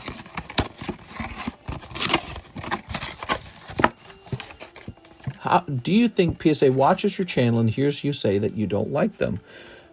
It's possible. If I have a piece of content that goes viral talking about PSA, they might review that at some point because social media matters. So somebody might have reviewed my content once, but they're not watching right now with 104 people in the live. I don't know. Maybe I doubt it, dude. I doubt it. there's just so many content creators out there, and they probably don't have time to listen to all the humdrum that goes on. They'll actually see whether or not their ideas are working when it affects their sales. So if they raise their price and they change their grading to be super tough, and then they get no sales, they're going to be like, wait a second, we need more sales. But if they reduce their price and they still don't get sales, they're going to know that it's actually, people don't like PSA's grading standard right now. All right.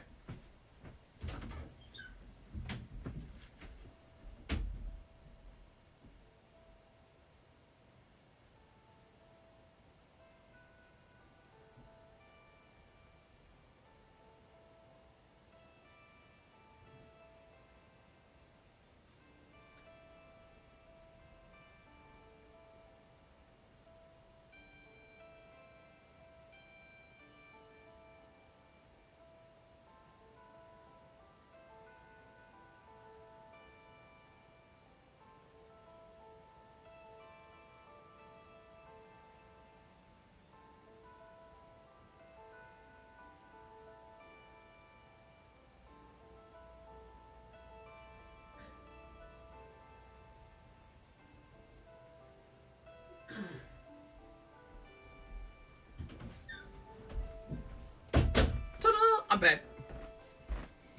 I am back. Here we are. I hope my next order isn't confusing, says Titties. What? Oops.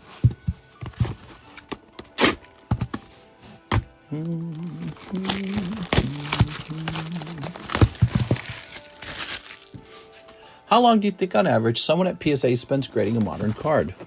Seconds, dude. Seconds.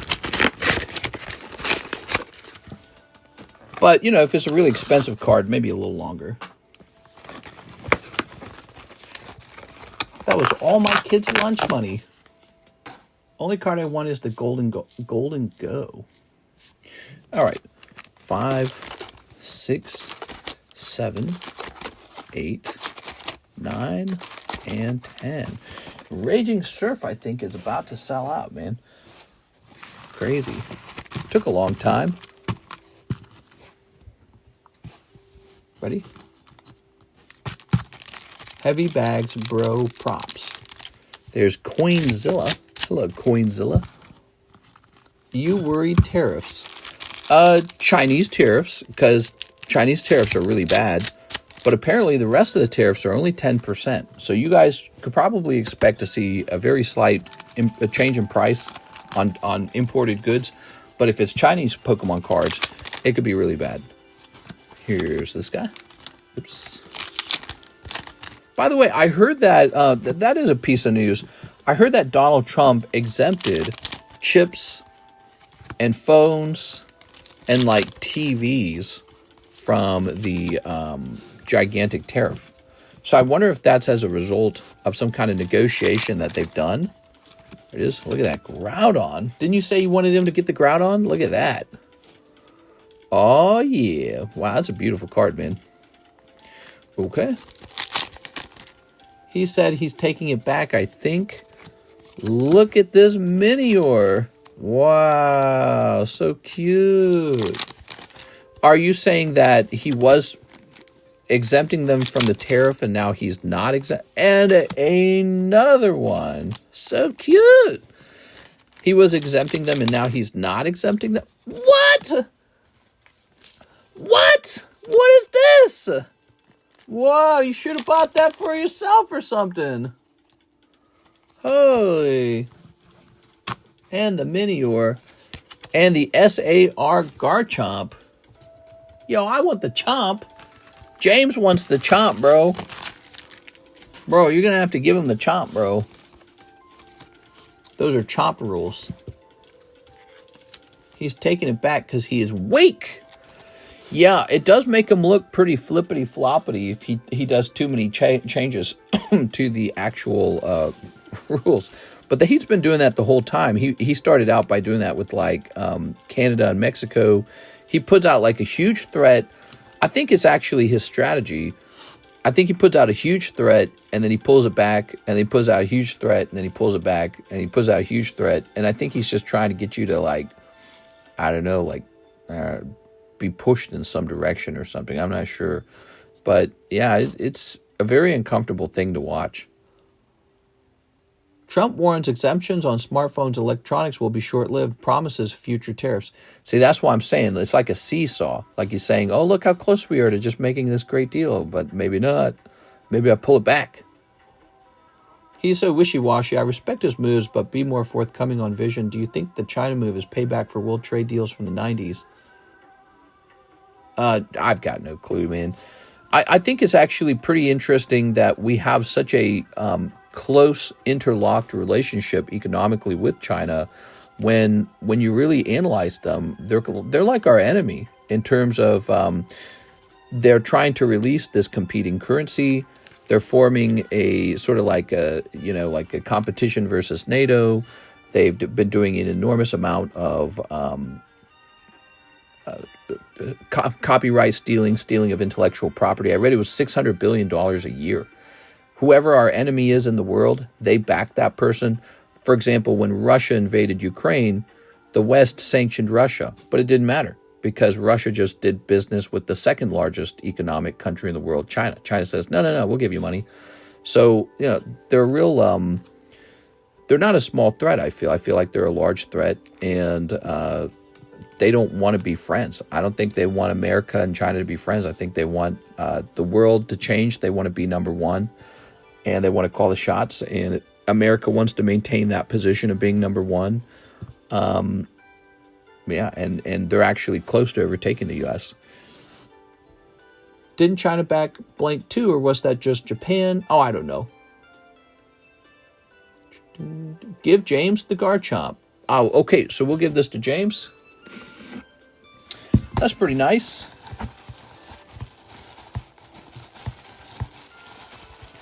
I think it's kind of an interesting thing that we have such a close relationship to them, and yet so much goes wrong between us, And I don't think it would be such a terrible thing if some of the world's manufacturing was directed toward maybe other countries, like perhaps India. I don't think India could replace all of it, but maybe some of it. Did you need a new bag, Mr. James? Let's see, James. Maybe he's in this box.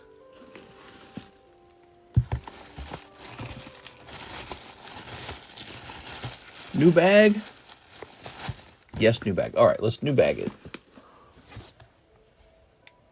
All right. Here's this. And here's this. Very nice. All right.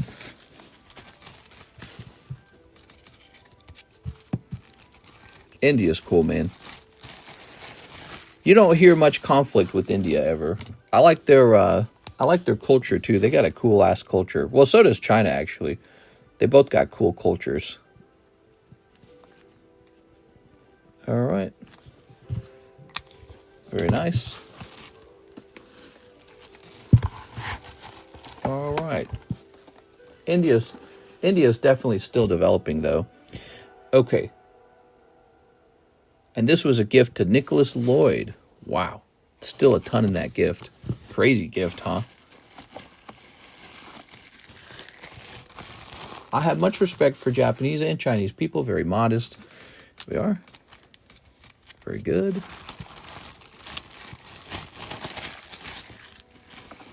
All right. We have cool rappers, says Troy Malice. Yeah, suppose we do.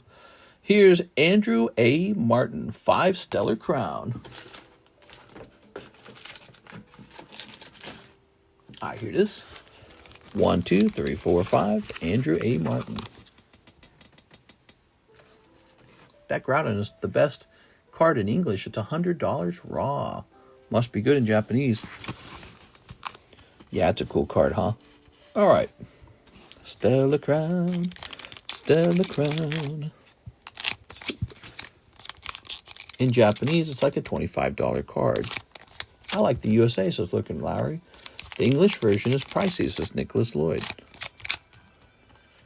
Okay, snipping that, snipping this, snipping this. Okay.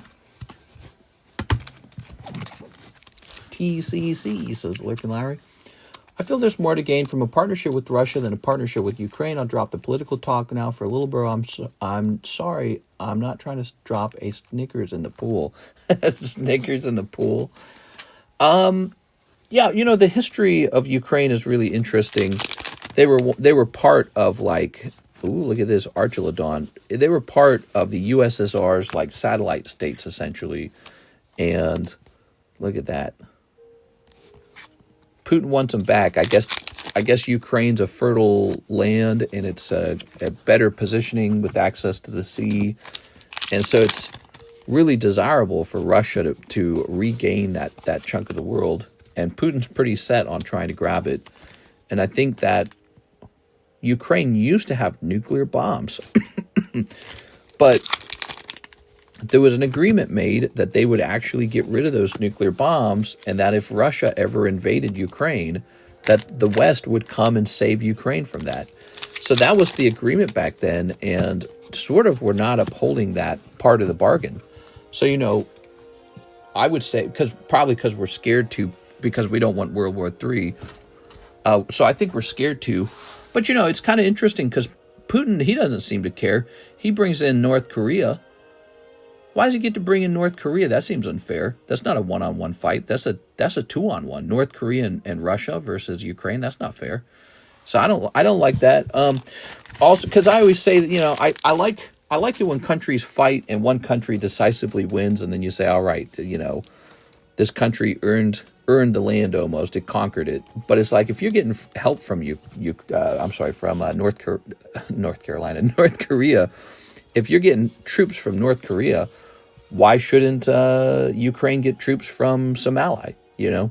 But that was what we agreed to. We said that we would protect Ukraine if they were attacked because they were denuclearizing. And that was, I guess, a huge mistake for Ukraine to have done that, because now Russia has nukes and Ukraine does not.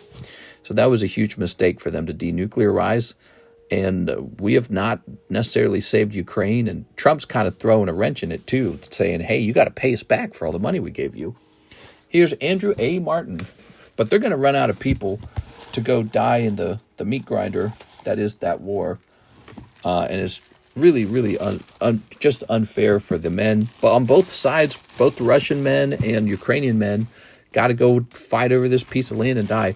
So that, I don't know, 50 years later, the women can vote to screw up those borders again, which is probably what will happen. But, you know, that's a bit of a rabbit hole there. It's always the men dying on the front lines. You never see the women dying on the front lines. That's not as much of a thing, is it? But then they have the same voting power as the men once the country is comfortable and you know, egalitarian again. But, you know, during the war, just send the men out to die. That's why I think that we have to have women join us in the draft in the United States, by the way. So that's one of my opinions, which I don't even think that would matter, because when are we ever going to activate the draft again? Tyler McCanch, 2 Final Fantasy Legacy Collections. All right, Mr. Tyler, let's start there. We'll grab these 2 packs. Okay. 3 Final Fantasy Hidden Hopes. Ooh, Hidden Hopes, you say. Where are those going to be? Yeah, it's a bit of an unfair fight if Russia gets to have Ukraine join. And I do think the West is a bit cowardly about it, but maybe rational about it. It is 1, 2, 3. It's a big sign of not necessarily just the decline of the West, because no one in the West wants to fight for Ukraine, but also the rise of China, Russia, Iran, North Korea, right? They're a group. They're like the opposite of NATO. They're their own NATO. And they're trying to take as much of Ukraine as possible. And I think people in the West are like, you know, they're hoping that we get some kind of cool new ally with Russia. I don't know if Russia would choose us over China at this point, because China's proven to be a reliable ally. And the West is sort of in this falling apart mode and probably does not look as reliable. Like, imagine Putin sides with Trump, but then Trump's voted out in 4 years and is some Democrat who hates Putin. So I don't think he would side with us that much. One Final Fantasy Opus 1. Ooh, good choice. All right. Let's grab one of these. All right. I think Putin's going to rely on China very, very, very consistently. 5 Weiss English, Attack on Titan. You know, you can't just in one presidency repair all of the ugliness in the relationships between two countries. But that ugliness goes really far, you know, like all the money that's been wasted in that war and all the money and all the lives that have been lost. It's not going to be that easy. Attack on Titan. Now, where is an open box of Attack on Titan? Here's this Fruit of Versailles. Let's move this again.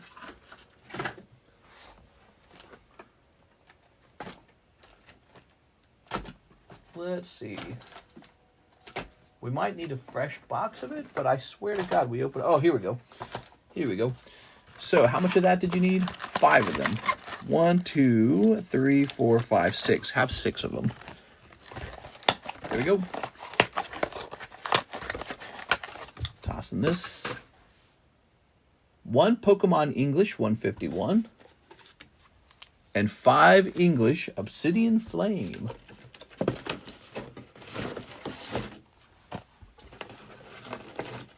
Oops. Yeah, I think Republicans see, conservatives in particular, not all Republicans, but some Republicans see Russia and they say, hey, we want to be more like them. Or they have like conservative values in Russia and not in, let's say, Germany or France, for example, right? So this is a conversation about a changing in the perspective of who's actually an ally to the United States now. There it is. And there's kind of a shaking up of like a belief of who's really our friend and who's our foe. But I don't know. I don't think that Russia's going to be our friend. I think it's too fast. It's too much too soon.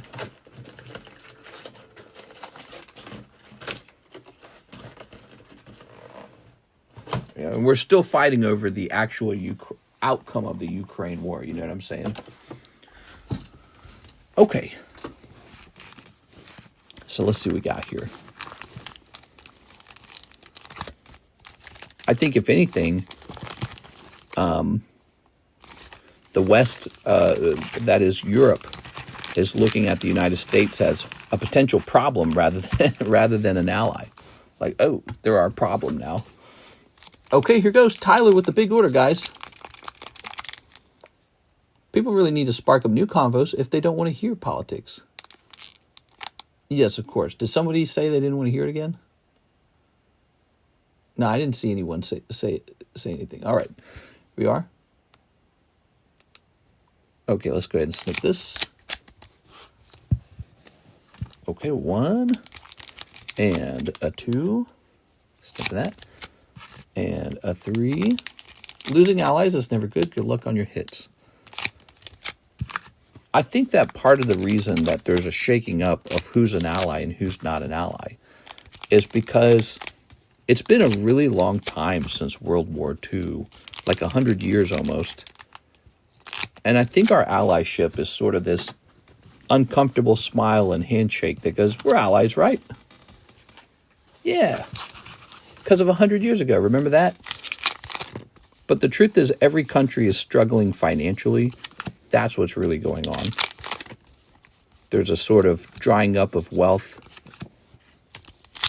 an increase of cost of living for, ooh, look at this gloom. An increase in the cost of living for Democratic voters who then turn around and look at their leaders and say, you're going out, you're going. We'll vote for your opponent now. Clay doll. And so, you know, as this financial struggle begins,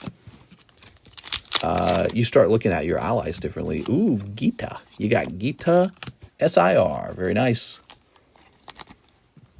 Okay. I think I remember watching the first stream where he debuted those scissors. There we go. All right. almost everyone who was involved in World War II almost everyone has passed on, you know?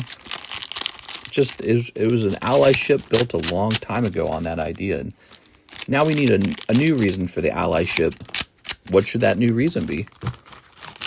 What is our, they talk about this with religion. Everyone worships the same tree, and then there's this kind of feeling of camaraderie, right? Well, what's the new tree? What is it? Tossing that over there. Let's get that music running again. Man, that music shuts off really fast. Minerals. Yeah. Minerals. Well, it's not wealth because there's a struggle for wealth right now. So what is the tree that we're all... And that really probably is sort of political ideology is what that actually boils down to in a more sophisticated ways. What is the shared political ideology that the West has? Look at this Astinian, dude. That looks so cool. That's one of the cool cards you can get out of here, huh? What do you think of the JFK files being released and what they said? I might have missed... Did they release more of them? Because last time they released some of them, and I believe there was like talks about who might have known about the assassination. We are. Was there more information on that that's been released that I didn't notice? Do you think the Trump Doge payment will actually come through? Oh, God, I wish they would send that through. If everyone received $5,000, or I guess it's not going to be for everyone. Is that what they said? It's going to be like for taxpayers. If most people received a $5,000 tax credit, that'd be huge for card collectors because that money goes right into the hobby. It does. Not for everybody, but for anyone who's a big hobbyist, they just take their $5,000 and they buy a new card. And that money starts sloshing around, pushing prices up. Yeah, that would be fantastic. There we are. Okay. And it wouldn't even necessarily be inflation kind of money because it's not like money that got printed out of thin air. It's just money that you got to spend instead of the government spending it on something that you didn't even want. It's your own money coming back to you. That's your own money. All right, here's Opus 1. So I'm all for it. I love the idea of it. Sid Highwind. A lot of people forget that, why you might vote for a government that's smaller. Like, why would you reduce taxes? Why would you vote for a smaller government? Because you get to keep more of your own money, duh. That's a good thing. Here's Nana Migo. Ooh. Redos. Ha-ha. And Summoner. Woohoo. I don't think we'll ever get the full release of info on any topic. Science? Hey, mister, what do you think of the JFK files? Gloom goes hard. Bow to Arceus. Last I heard, the only thing not released is anything involving Israeli government related. Really? Well, I mean, if it's not released, how would you know what's in it? So I guess that would be interesting. But I heard somebody floating that around that it was the Israelis. I heard about that, that there was some document that the CIA was talking about who knew about it. There's Tyler. Okay. Mr. Tyler McCanch, he's the man with the plan. There's payments every new presidency the past few terms. I can think of checks coming from the past few. Britney Spears is my role model. All right. Very nice. Okay. Very good. Britney Spears was flying around in a helicopter at my age when I was young. Leave Britney alone. Love me some Britney. Britney's getting old. We're all getting old. How old is Britney Spears today? She got to be like 45 maybe. 45. We have an order from Eric Rodriguez. One custom vintage pack for Eric Rodriguez. Here you go, Eric. These are the apparently very popular vintage packs. You ever think of doing evening streams? Yeah. We should do a daytime stream, and then an evening stream, and then a late night stream, and then a morning stream. No, I can't really do evening streams because my wife, She wants to hang out in the evening. She doesn't go to bed till like, I swear to God, till like 1 a.m. And then you guys get me around 1:30. That's what's going on, by the way. So you guys get me at 1:30 because she stays up. She likes to stay up. And she's a stay-at-home worker, so she gets to wake up at like, her job starts at 8. So she gets to wake up at like 7:55 and just log into work. No shower, nothing. She's just, boop, just right away. No commute. So she can actually go to sleep at like 1 and still get a full 7 hours. And that's just how it's going. All right, this is Eric Rodriguez. Mr. Eric with an E. Eric with an E. Get her ass to sleep. Sometimes she does go to sleep early, and you guys will typically see me show up early, or I'll come into the room and I'll get some other job done that I've been behind on. This guy likes to hear himself talk. What? All right, let me grab maybe a new slab. Oh man, look at these stupid slabs. Look at this guy, got a 9. Power Keeper Omastar 9. To be fair, I think a lot of people who make content like to hear themselves talk. I don't even know if that's how I describe it, liking to hear myself talk. I do like to talk, though. I love talking. Who doesn't like talking? Some people don't like talking. There you go. All right. Order some packs, Game Boy. There we go. Game Boy works for Nintendo. My dad owns Microsoft. All right, we're clicking on this. Here's Nicholas Lloyd, 10, Crimson Haze. All right, ooh, look at that. We'll need a fresh box of Crimson Haze. If you want him to not talk, spend money. Yes, because as you all know, when you spend money, I talk less. All right, let's grab these two. Okay. Hearing you complain is worse. Game Boy, chime in then. All right, so here's 2 packs. Crimson Haze. Let's go grab a box of Crimson Haze. I'll be right back.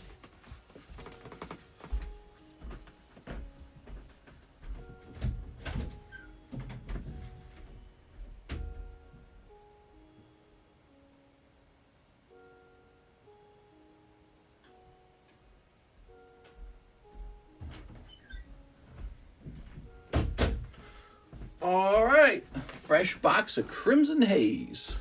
Could have a Greninja SIR in it, or SAR. I love politics. Tell us more, mister. Why, thank you, Corn Rules. Let's talk about abortion. I'm so tired of women having the access to abortion. This guy's cringe. I had a gray.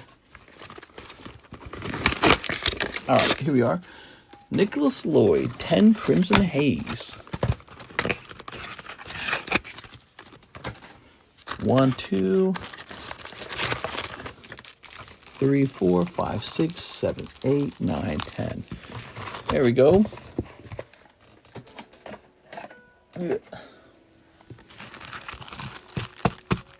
Love Crimson Haze. Get that pincer. Ooh. Ready? Snipping this.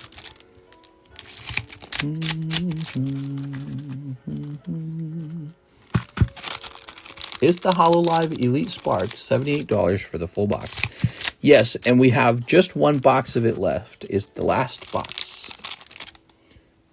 Okay. I lurked for 6 years and then I started ordering. Oh, that's so interesting. 6 years, man, that's enough time to get a that's enough time to get a whole job. Game Boy is red undercover. You would, Chinese shop workers would love to not work in the hell hole. I don't know what you mean by that, Alex. Or, yeah, I don't think anyone likes to work in a hell hole. It is cold. Here's Infernape. Ooh. Have you seen 1991 Impel Disney? Impel sounds very familiar. Oh, Impel Marvel. No, I have not seen that. Is that any good? Okay, cold. Here's a Zapdos. I remember buying Tag Team All-Stars here for like $100. Ooh, I wonder what those go for now. I bet it's crazy. Here's Gary Ninja. There's Pinsir. Look at that. Easiest Pinsir of your life. People really do love to hate watch streamers. So funny to me. No one believes or cares about your personal beliefs. You overvalue your own voice or value. You think you're some sort of guru. Oh, right, Game Boy guru. There we go. Definitely sounding like a troll now. Jesus, dude. Lot chain. That Pinsir's dope. I bought one. I need that Doug Show. All right. I think I do speak more confidently over the years. I think part of that's just with turning like old. 36 now. I'm 36. I can't believe it. So I feel like there's a point where you've seen enough of life where you start to form hard opinions and you don't really care what anyone else's opinion is anymore. Maybe that's where that sort of grumpy old man archetype comes from. Just a guy who's been around a long time. Stuck around a while. Here's Full Tour. But that's a bit different from, maybe being vain, which I think is how you would describe somebody who likes to hear their own voice. Here's Voltorb. But one thing that's been true about me since the beginning is I just do talk a lot. I got a lot of words. They pop up in my head pretty easily. Pretty cheaply. There you go. Okay, thank you so much for that. Let's see what else. Mr. Michael Maldonado picking up that last box of HoloLive Spark. Ba-doink. Okay. I found my old light for the original Game Boy. It is an old school filament bulb. And yes, people do care. They need to know what I have in my mind so they can be in the know. And yes, I'm 37. They need to be in the know. Give me a second here.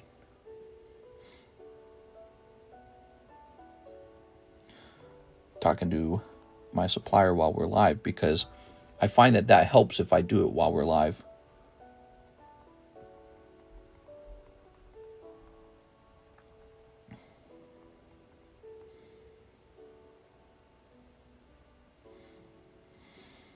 Does anyone recognize Kamen Rider Battle Gan Baride Legends?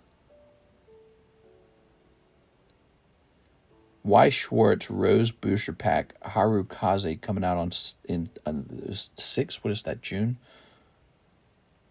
Y. Schwartz Gakuen Idolmaster to be released in May.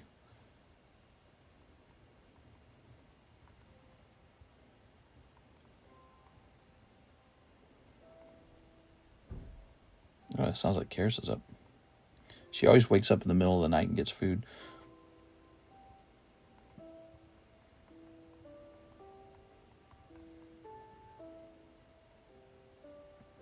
All right. Oh, that is Dragon Ball Z. Really? I tune in for the conversations. You're fine. Here we are. Ever met a K? Ready? So this is for Michael Maldonado. Wait, it was Michael Maldonado, right? Yes, Michael Maldonado. All right, we got it.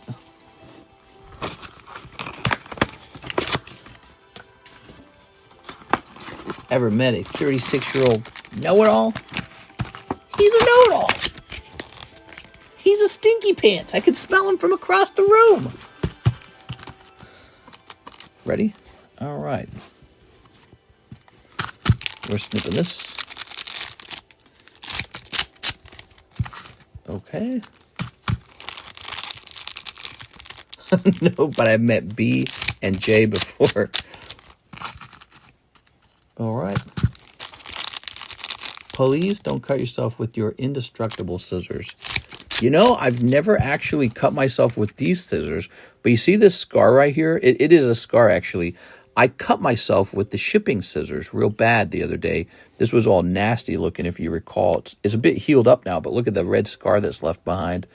Yeah, I cut myself with the shipping. I got a razor blade and I got some sharp scissors with the tough, shorter blades. I just sliced through the skin there. Ew, so gross, dude. All right. But I've never cut myself with these. It's because what happens, when you don't see this, behind the pack, this blade rests on the tip of the finger like that. So it always cuts right there. That's why I can cut really fast and it never trims my skin off. That's the weakest cut I ever seen. Well, yeah, it was a pretty easy cut. Nothing bad about that cut at all. But, boy, it's taking forever to finish healing, man. You are? All right. I sent you a link to the Impel Disney. I'll definitely take a look at that because Impel Marvel did pretty well. All right. Here's pink-haired girl. Look at that girl.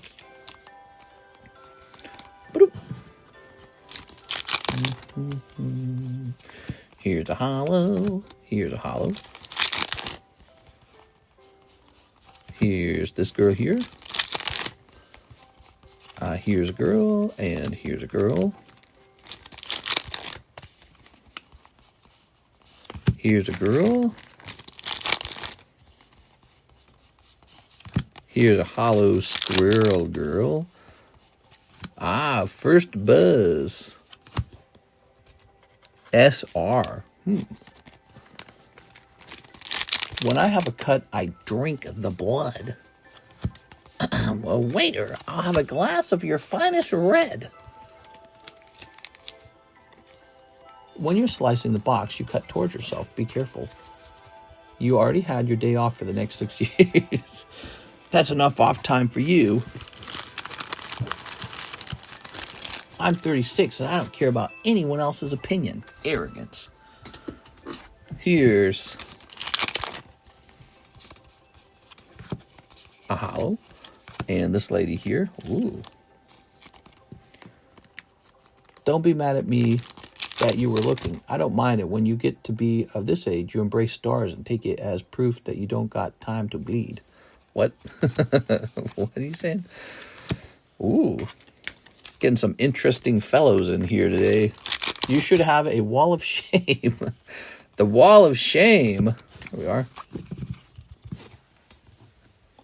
All right.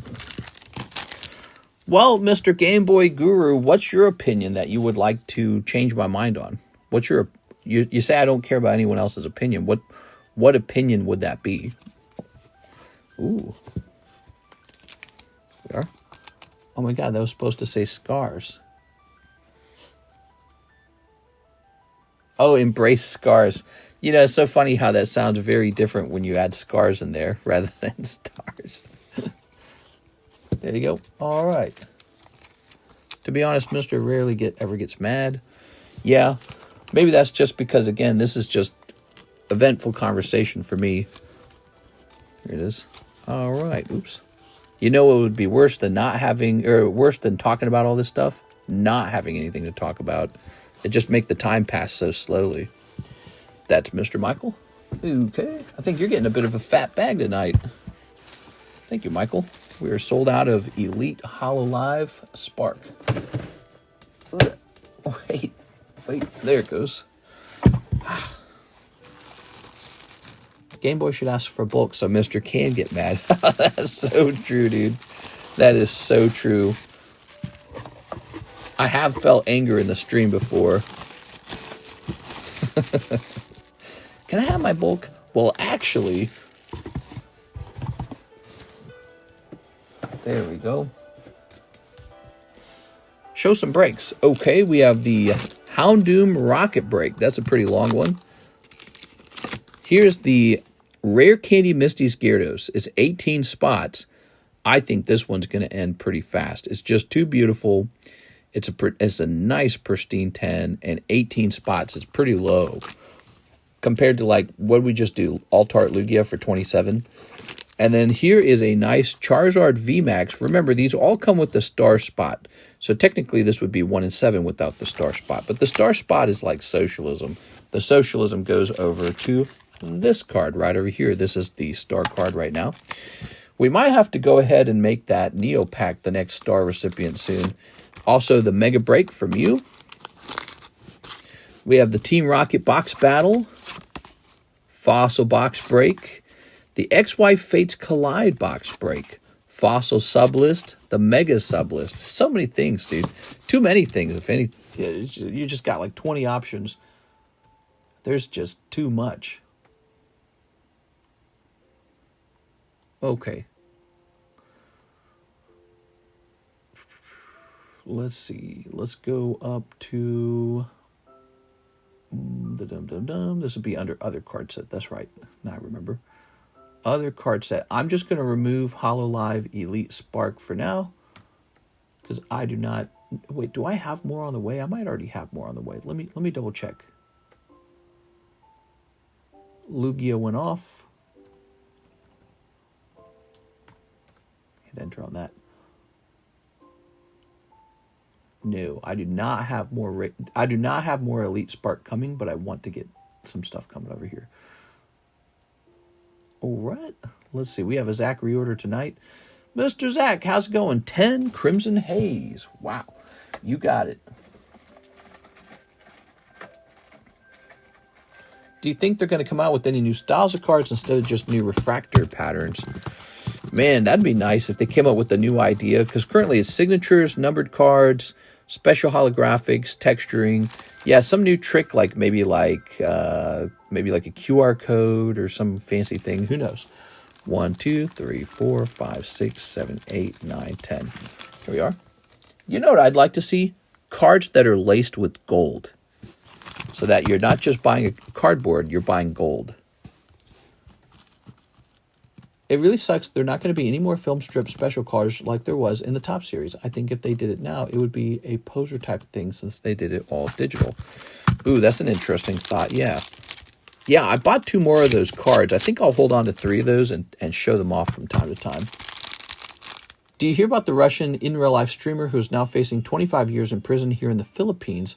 Now he has to wait for 2 years in a detention center just for his court hearings. You guys, people were talking about that at the beginning of the stream. Yeah, that's pretty wild, huh? How do you guys feel about that one? Do you think that that's appropriate? Same with the guy in South Korea. I don't remember his name, but he's a guy, and I can't remember his name. Oh, I wish I could. His name's on the tip of my tongue because it's a rhyming name. 100% appropriate. Free, Vitaly free. Hey, Probopass. All right. Essentially, what those streamers are doing is they're harassing people for attention. Or they do something else that's extreme, like spray, like raid on vegetables in a Walmart to try and just do whatever horrible thing the audience tells them to try and do. Johnny Somali, there we go. Yeah, his name rhymed. My brain was like Johnny Sudan. I was like, no, that's not right. All right. Who will go up to an old lady and say, I'm going to rob you, joking or not? What type of person does that? Yeah. There it is. All right. It's a subject I've talked about before on the stream, where it's like, there's people who make their content based on provoking people in real life or harassing them or pranking them without their consent. And sometimes it's just a simple prank and everyone has a laugh. Sometimes it's pretty bad, though. And I question whether that should be legal, because it's like, now you've publicly roped this person who wasn't intending to be public. They wanted to be private. You've roped them in. You're making money on them. They do not get a cut of that money. So if they were getting a share, like if they were getting paid, that's a different story. But they don't get a cut. And sometimes they can embarrass themselves so badly, this could have an effect on how their family sees them, their spouse, their friends, their church, their employer. So it's not a small thing. And it seems like people deserve to have privacy. So you get some really nasty pranks out there, and it just can't be that way. And if you don't write a law or make a rule about it, it's just going to get worse and worse and worse until it gets so severe that we finally write a law to stop it.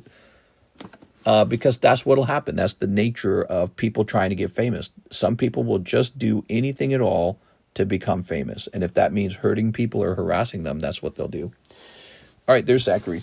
So we should just write a law now that says you can't prank people without their consent for your social media accounts. It's just, or maybe some cities can be like a zone where you can do that, and some cities are a zone where you can't do that. I don't know. Here we are. Zachary Stex, thank you so much for the order. You get a nice Probopass AR out of that one. All right. But, if you get a rise out of somebody where you upset them really badly and then they embarrass themselves on the internet and they get millions of views, that's just, man, you provoked them. Here's Tyler McKinsh, custom vintage pack and a live custom and a Poke Shuffle. All the things, huh? But what do you disagree with Game Boy? Oh, he can say whatever narcissistic thoughts he wants. 100% agree. Here we are. Ta-da! That's cold. They did me dirty once, and I hold grudges. Who did?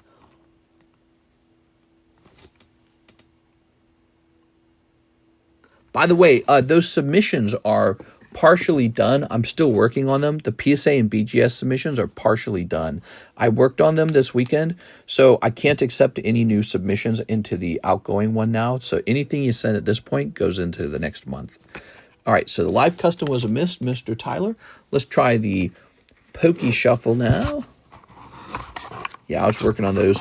It's hard work getting those submissions done, man. It could take 8 to 10 hours getting it all set up. Now, not because of all of your orders, but it's also my stuff too. I put my stuff in there, and it takes a long time. It's crazy. And sometimes it is your orders if you did a lot. Onyx. Very nice. We get some submissions that have like 30 items in it.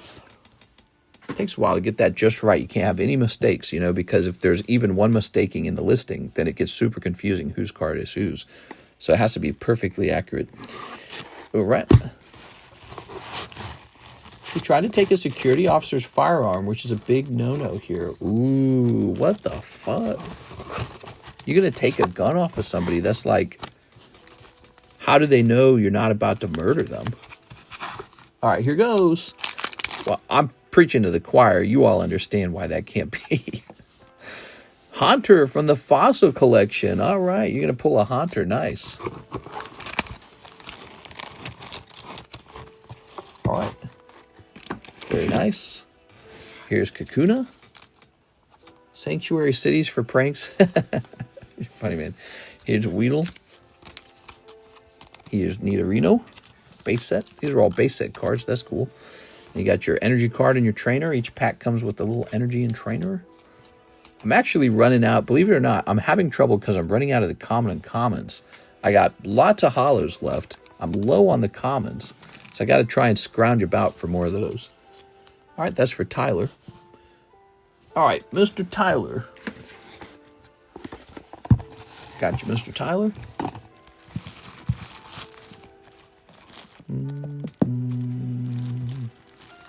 Is that the Game Boy guy disappeared? Someone give the Game Boy guy blank Word document in Capri Sun. He'll be at it for hours. What? I hope they get Drapion in prison, then told it's just a prank, bro. Yeah, the whole prank stuff. There's a line, and they want to cross the line because that's what gets the views, and yes, it's a problem. This Snow Runt. Here's Jinx. Here's Sanrio, Black Label, Kuromi. There we go, Kuromi. Not good at these Hello Kitty characters. And Ekans, the priced on $325. Let's see what we can do on that price. All right, so give me a moment. Ooh, he's actually awake. Holy cow, dude. The HoloLive got more expensive, it looks like. It looks like Gundam's releasing in July.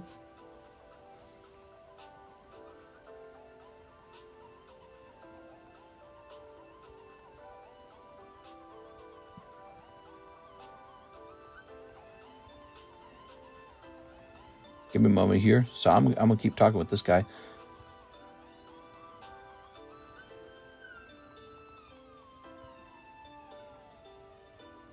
All right.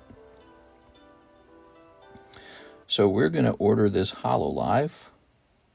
And I'll do it live. How fun is that? Because then I won't have to do it later.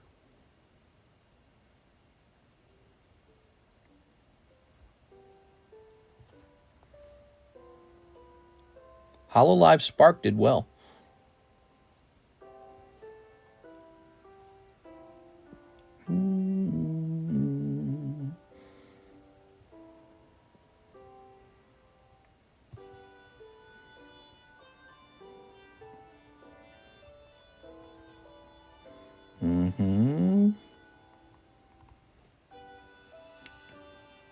You have to fill out a bunch of information about the when you purchase goods.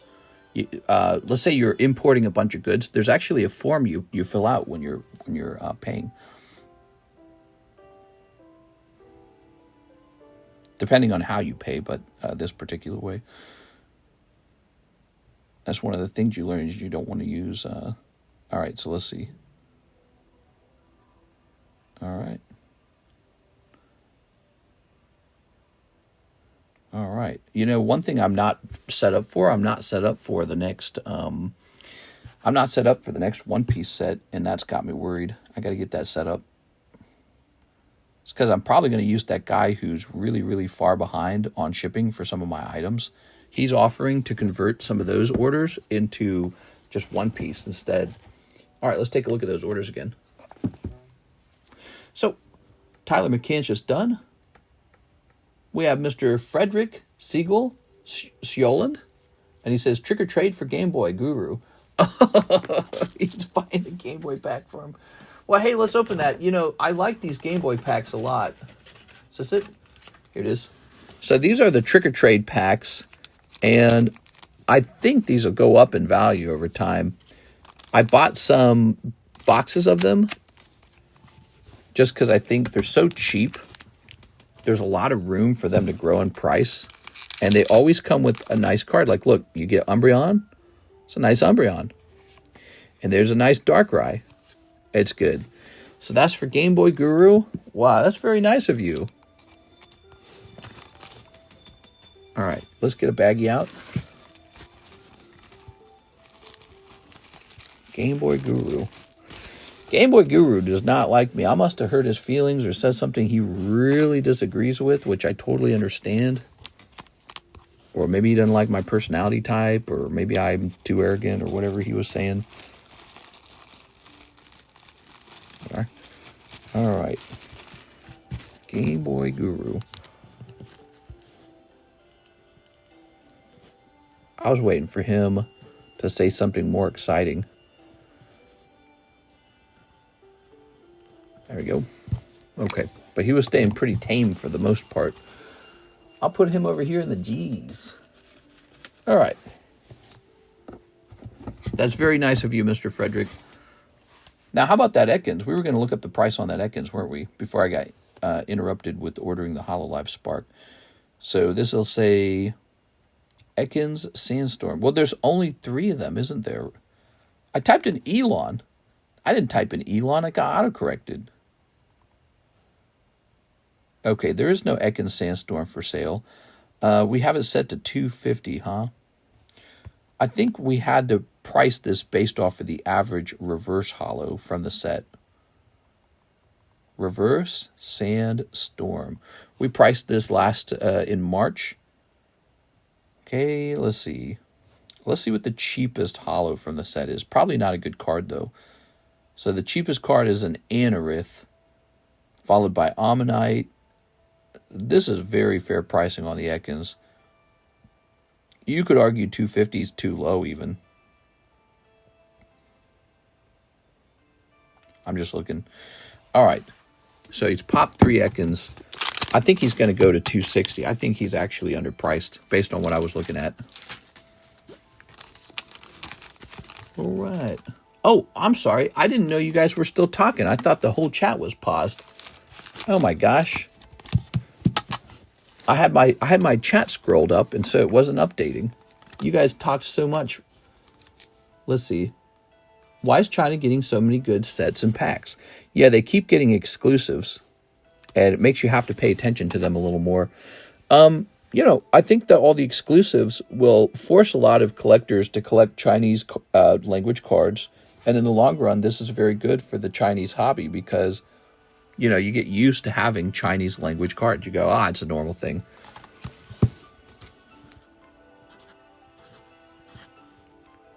But, you know, they could do that for many languages. It's not like they weren't doing that for Portuguese language, huh? Where are the Portuguese exclusives, huh? But maybe this is also a sign that the Pokemon company wants to sort of, you know, capture a larger Chinese audience and say, come on, we're here for you guys. Because they got a lot of people over there. 1, 2, 3, 4, 5, 6, 7, 8, 9. They got a lot of people who could be buying Pokemon cards. Ready? Child labor equals exclusive card. Yeah, something like that. Might want to stock up on that Chinese Pikachu. Yeah, we still got those gem packs. I think we should probably update their price since we're expecting the tariffs to hit so hard. Unless those tariffs get dropped, in which case we'll reevaluate the price at that point. What's the difference in coin grading bullion plus NGC and first release NGC? So first release is kind of like first edition. And so what they do is they create like this artificial number. Well, I mean, first edition is also an artificial number. But some coins, my lips are so dry. Some coins count as first release, and it's just similar to first edition. Oh, you got this person with the purple hair. That's going to be the hit, huh? And what was your question? Coin grading plus NGC, first release NGC. I don't know what you mean by plus NGC. Bullion plus. Did you see the new Chinese Evolution? Oh yeah, I saw those. The moment those came out, like 3 people messaged me about them. They look nice. You know, they're nice enough to bother with them, but I don't think they're going to be like the most important thing to have in your collection necessarily. That's the thing. I saw they also have an Arcanine exclusive. Here it is. Very nice. But I think they're nice enough that you have to pay attention to them at least. Here's Manaphy. All right. I think I'll probably in the same time period, I'll be more concerned with pulling and grading the Team Rocket chase pulls. All right. Okay. Also, I worry people are going to have some sort of evolution fatigue eventually. So that's another thing. We've been getting an awful lot of EVs. That's one of the things I've noticed about the Chinese exclusives is they are exclusive, but they're not the pinnacle of the collectible artworks. So they do a pretty good job in that way, don't they? Because you probably wouldn't want it to be exclusive if it was so good. Nice but basic. Yeah, that's exactly what I was saying. So they're not the equivalent of like the Giratina Altart from Lost Origin. Nicholas Lloyd. Thank you, Nicholas. Appreciate it. So, Nicholas, you do hit the gritty and pull the SR, but it's not a very good SR in this box. Oops. Maybe the next box. Mister, you got Japanese Team Rocket booster box break. I was half asleep, and I think I heard you say that. Yes. So, this is a pre-sale box break. Here it is. It's a 1 in 8 with $40. Pretty pricey, but hey, somebody pulls a box. So that's just how it is. And it's true, I make some money. But, you know, it's not that bad, especially since this price didn't change after the tariff announcements. So I got to pay this, I think it's like a 10% tariff anyways. So my margin just got cut by, it's more than 10%. You know why? Because the 10% applies to the full cost of the item, not to the margin. So yeah, it's a 10% tariff on the entire price of the good. It sucks for me. But we're keeping it at 1 in 8. And it's half full. So that one will probably finish up pretty soon. And we could run it a second time if you guys wish. Or you can just wait for the product to come out and you can just buy packs. You don't have to do a box break at all. You just wait for the product to come out. That's just a way to get it early. You can also do pre-orders. Pre-orders are possible. Here's Michael. He says 151 Chinese. Yes, that's the other set where I need to be looking at. So what are their prices going for these days? Because I haven't looked at those in a long time. We set those up a while back. It's 151. And let me just take a quick look, because I think after the tariffs, I imagine these prices all skyrocketed. So Chinese 151 booster box. Yes. Yeah, they totally have gone up. Let's see. Holy, is that right?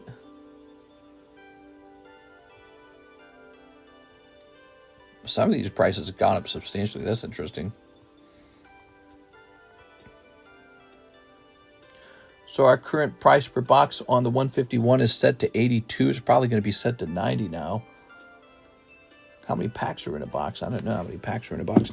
Do I have a box nearby? I think I do. So prices shifted as a result of the tariffs. China especially has a pretty severe tariff. You set for one? Not bad. All right, we'll get you in there, Mr. LaFlame. Okay, you're on number 5, leaving 3 spots behind. And then let's see how many packs are in a box real fast. We're going to shift the price to 90 on these, which I think is, it's definitely time for that to happen.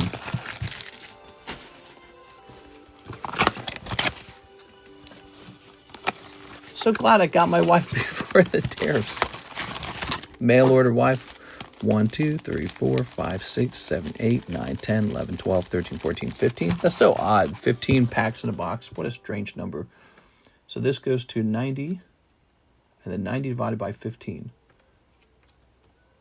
Which is 6.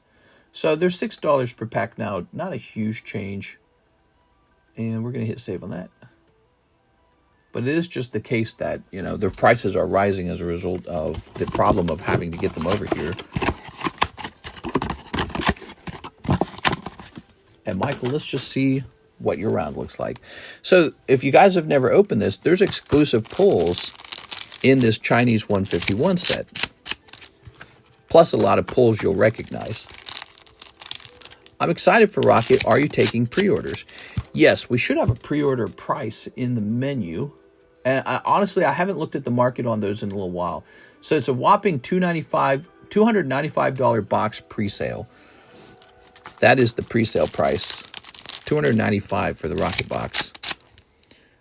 We're at a point right now where we have not seen the full set. So you're gambling. If the cards get released and the artworks are super good, price goes up. If the artworks come out and they're just kind of like, meh, price could go down. Probably won't go down by much.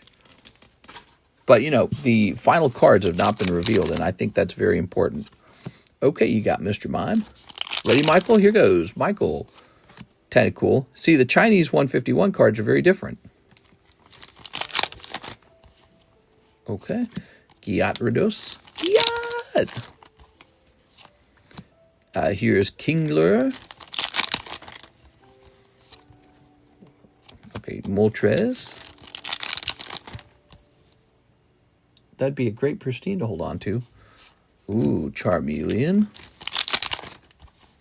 Mewtwo. By the way, their booster boxes work very differently. You could have a whole box be cold.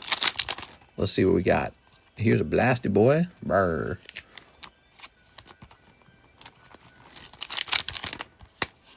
Okay, here's Scyther. Nidoqueen.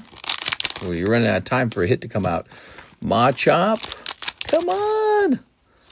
Vaporeon and Abra.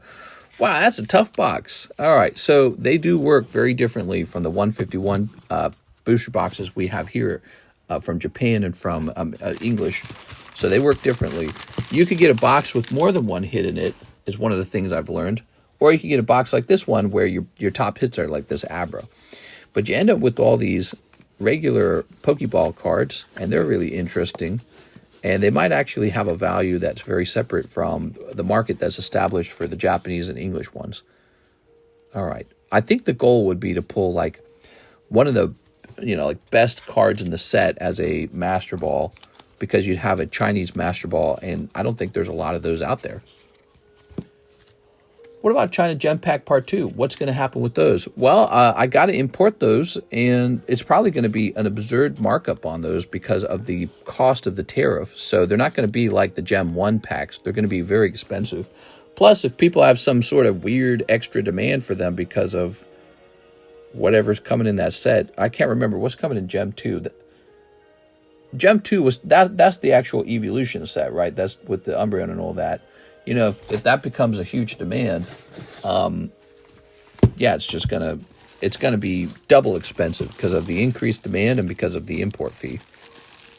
Did I miss my order? Says Andyman. Yeah, Andyman, didn't you order? Oh, nope. It's still it's your turn probably next. Hold on. So let's see if we were actually done with this queue. In fact, we were. Nope, it's just almost your turn. So now it's Andrew Martin. 1 Mega Sub spot, 1 Charizard spot, 1 Misty spot. You got it. The Mega. Here's the Mega. You're taking spot number 2.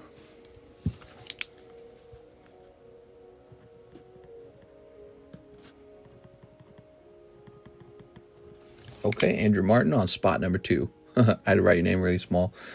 So 8 of those are left. Now, Misty and Charizard are next. And the Misty break's really good. I would expect that one to finish first. The Charizard's a fast break, and never bet against Charizard because he's Charizard, and people just always go after that card. Sometimes I miss it when I catch up from the lag. No rush. We gave you order to Game Boy Guru Andyman. Yeah, making me do some work. I heard Game Boy Guru is Louie's brother. Could be.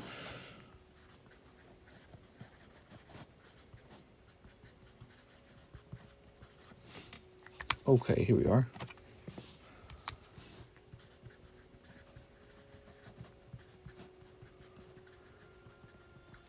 Andrew A. Martin.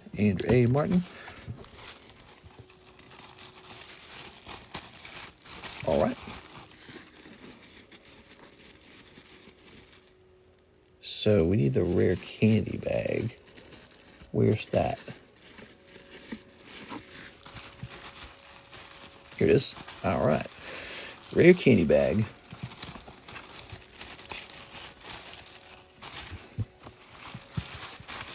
Are they doing any first edition stamps in the future set? I don't know. They got the Pokemon Center cards, right? And people are starting to treat those like their first edition. There you go. People noticed a pattern where Pokemon Center stamped cards sell for way more. All right, first one on Charizard. Nice. Good luck. Misty's geared us with 10 spots remaining. We have Joa Hernandez, 5 of the Japanese Black Flame. Crazy how affordable those are, right? You'd think they'd be selling like hotcakes. It's an interesting thing. Where are they? Do I have to get another box already? I don't know if I need another box. Let's see. Here they are. Like 20 Japanese boxes right here. They're so hard to shuffle between. 1, 2, 3, 4, 5. He said hotcakes. Now I'm hungry. Oh, man. We were so tempted to go to Denny's because Karis wanted those French bread, strawberry and cream, desserts from hell. And I told her, no. We've got to be healthy today. I'm over here trying to lose weight. I'm trying to eat a little healthy. She wants those Denny's cream and strawberry. Oh my gosh. We had those one time and it's all we talk about anymore. Let's go get them again. Send them to Stiflers. What? I'll sell my Destined Rivals PCETB for the low price of $1,500. That will be a good deal in 5 years. There needs to be a way to disable these wandering traders in Minecraft. Gosh dang it. They're in the effing way. Okay. I always kill them for the saddle and the lasso or whatever it's called, the lead. Is it? No, you don't get saddle. You get leather. There it is. It's like free leather. Okay, here's Gloom, looking gloomy. Gloom's actually looking pretty happy. Could be named Cheery. Maybe that Gloom's going to turn into a Bellossom. Absol and a cold pack. There it is. Leather and lead. Yeah, you get leather and lead.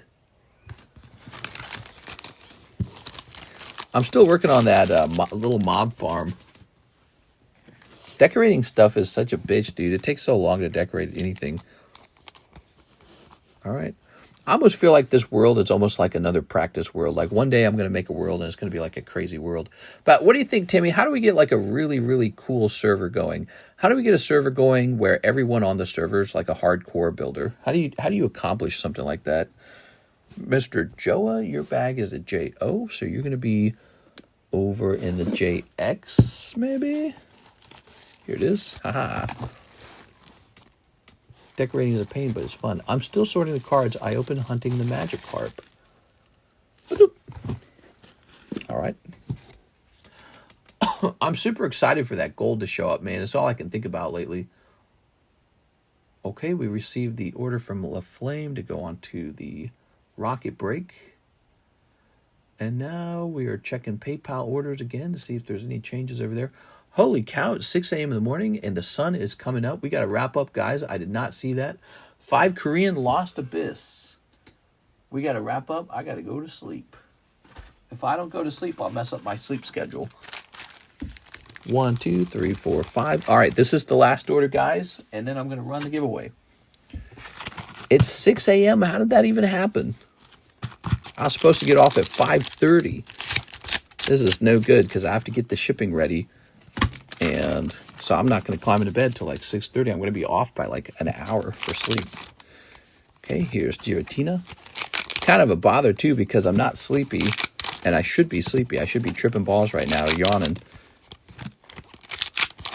Oh, Aerodactyl. Very nice. Okay, Eric Rodriguez. Thank you. You started late. Yeah, that's my fault. Looks like we just hit 4 hours, so we're good on that. Appreciate you guys showing up, by the way. We had a nice... Look at this. It's like, it's 6 a.m. in the morning. We got 111 viewers. That's crazy. So we got a nice overnight audience, and we started super duper duper late, and you guys still showed up anyway. So I really appreciate you guys stopping in and saying hi.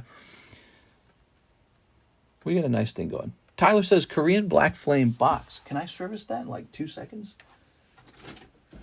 Oh, I feel like I should service it. He spent money. I have to go get it. Give me a second. No more orders, guys. No more orders.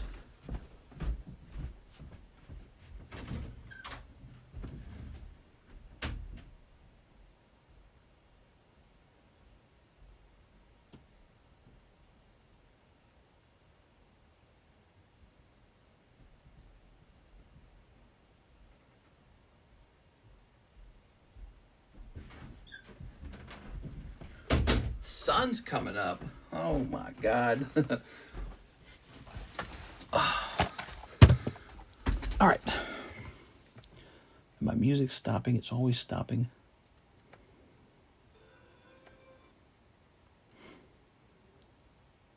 God, I hate ads. I hate ads so much, dude. There we go. Has anyone noticed how YouTube ads have gotten absolutely insane? Now they're like a minute or 2 minute unskippable. When those pop up, if I get like a minute or a 2 minute long ad, I just click out of the video and click back on it. It works. If you click off the video, like you're done watching, and then click back into it over and over again, the ads eventually just give up. So I just click off. You have to do it like 5 times though. All right, here we are.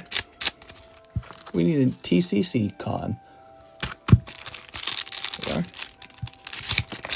Yeah, it'd be fun to have a meetup. I don't know if you guys would like to try and make it all the way out here to Lake of the Ozarks, though.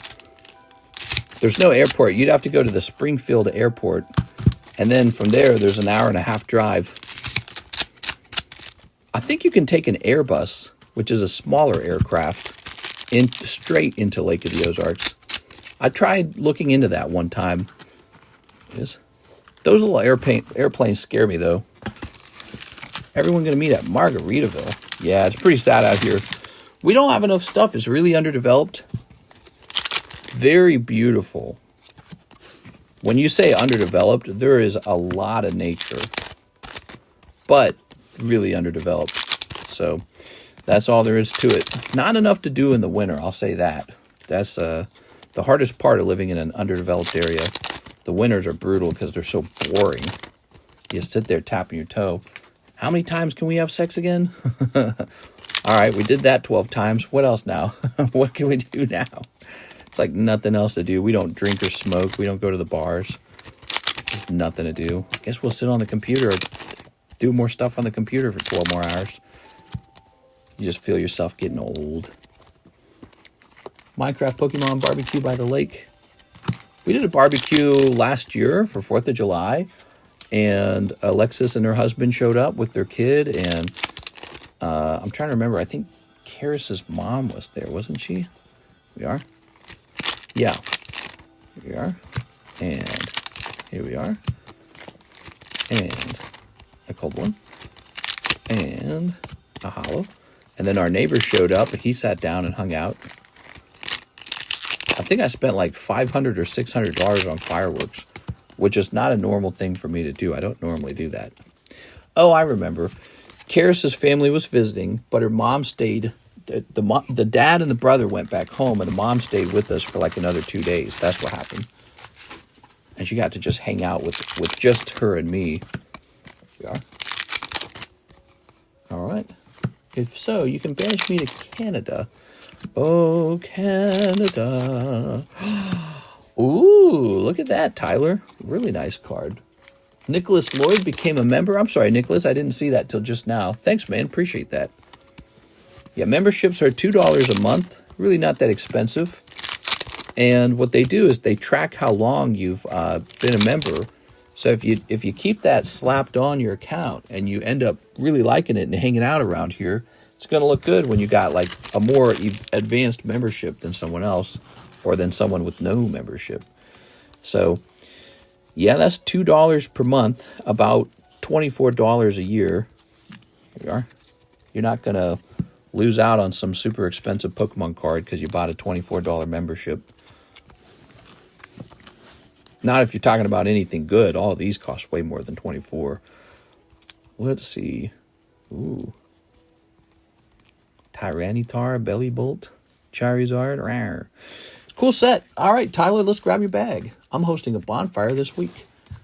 Yeah, we wish we could host something like a bonfire. We got everything we need for that, but the one thing we don't have, friends. It is desolate out here for us in terms of friends because we're so busy. We don't go out. Where do you make friends these days?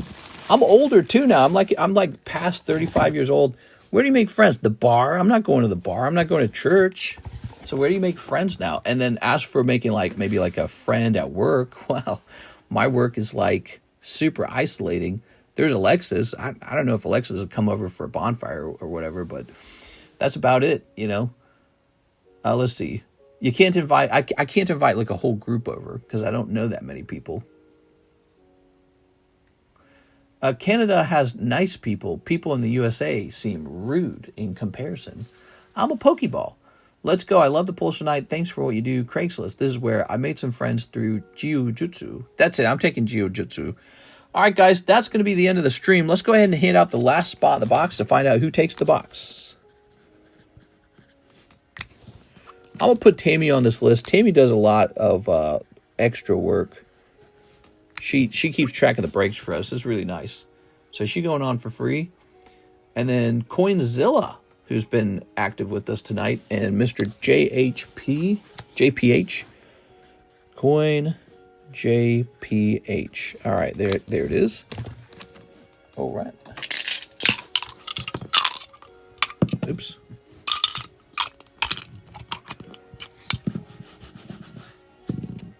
Landing on a 2 for Nicholas Lloyd. Hey, there you go, Mr. Nicholas.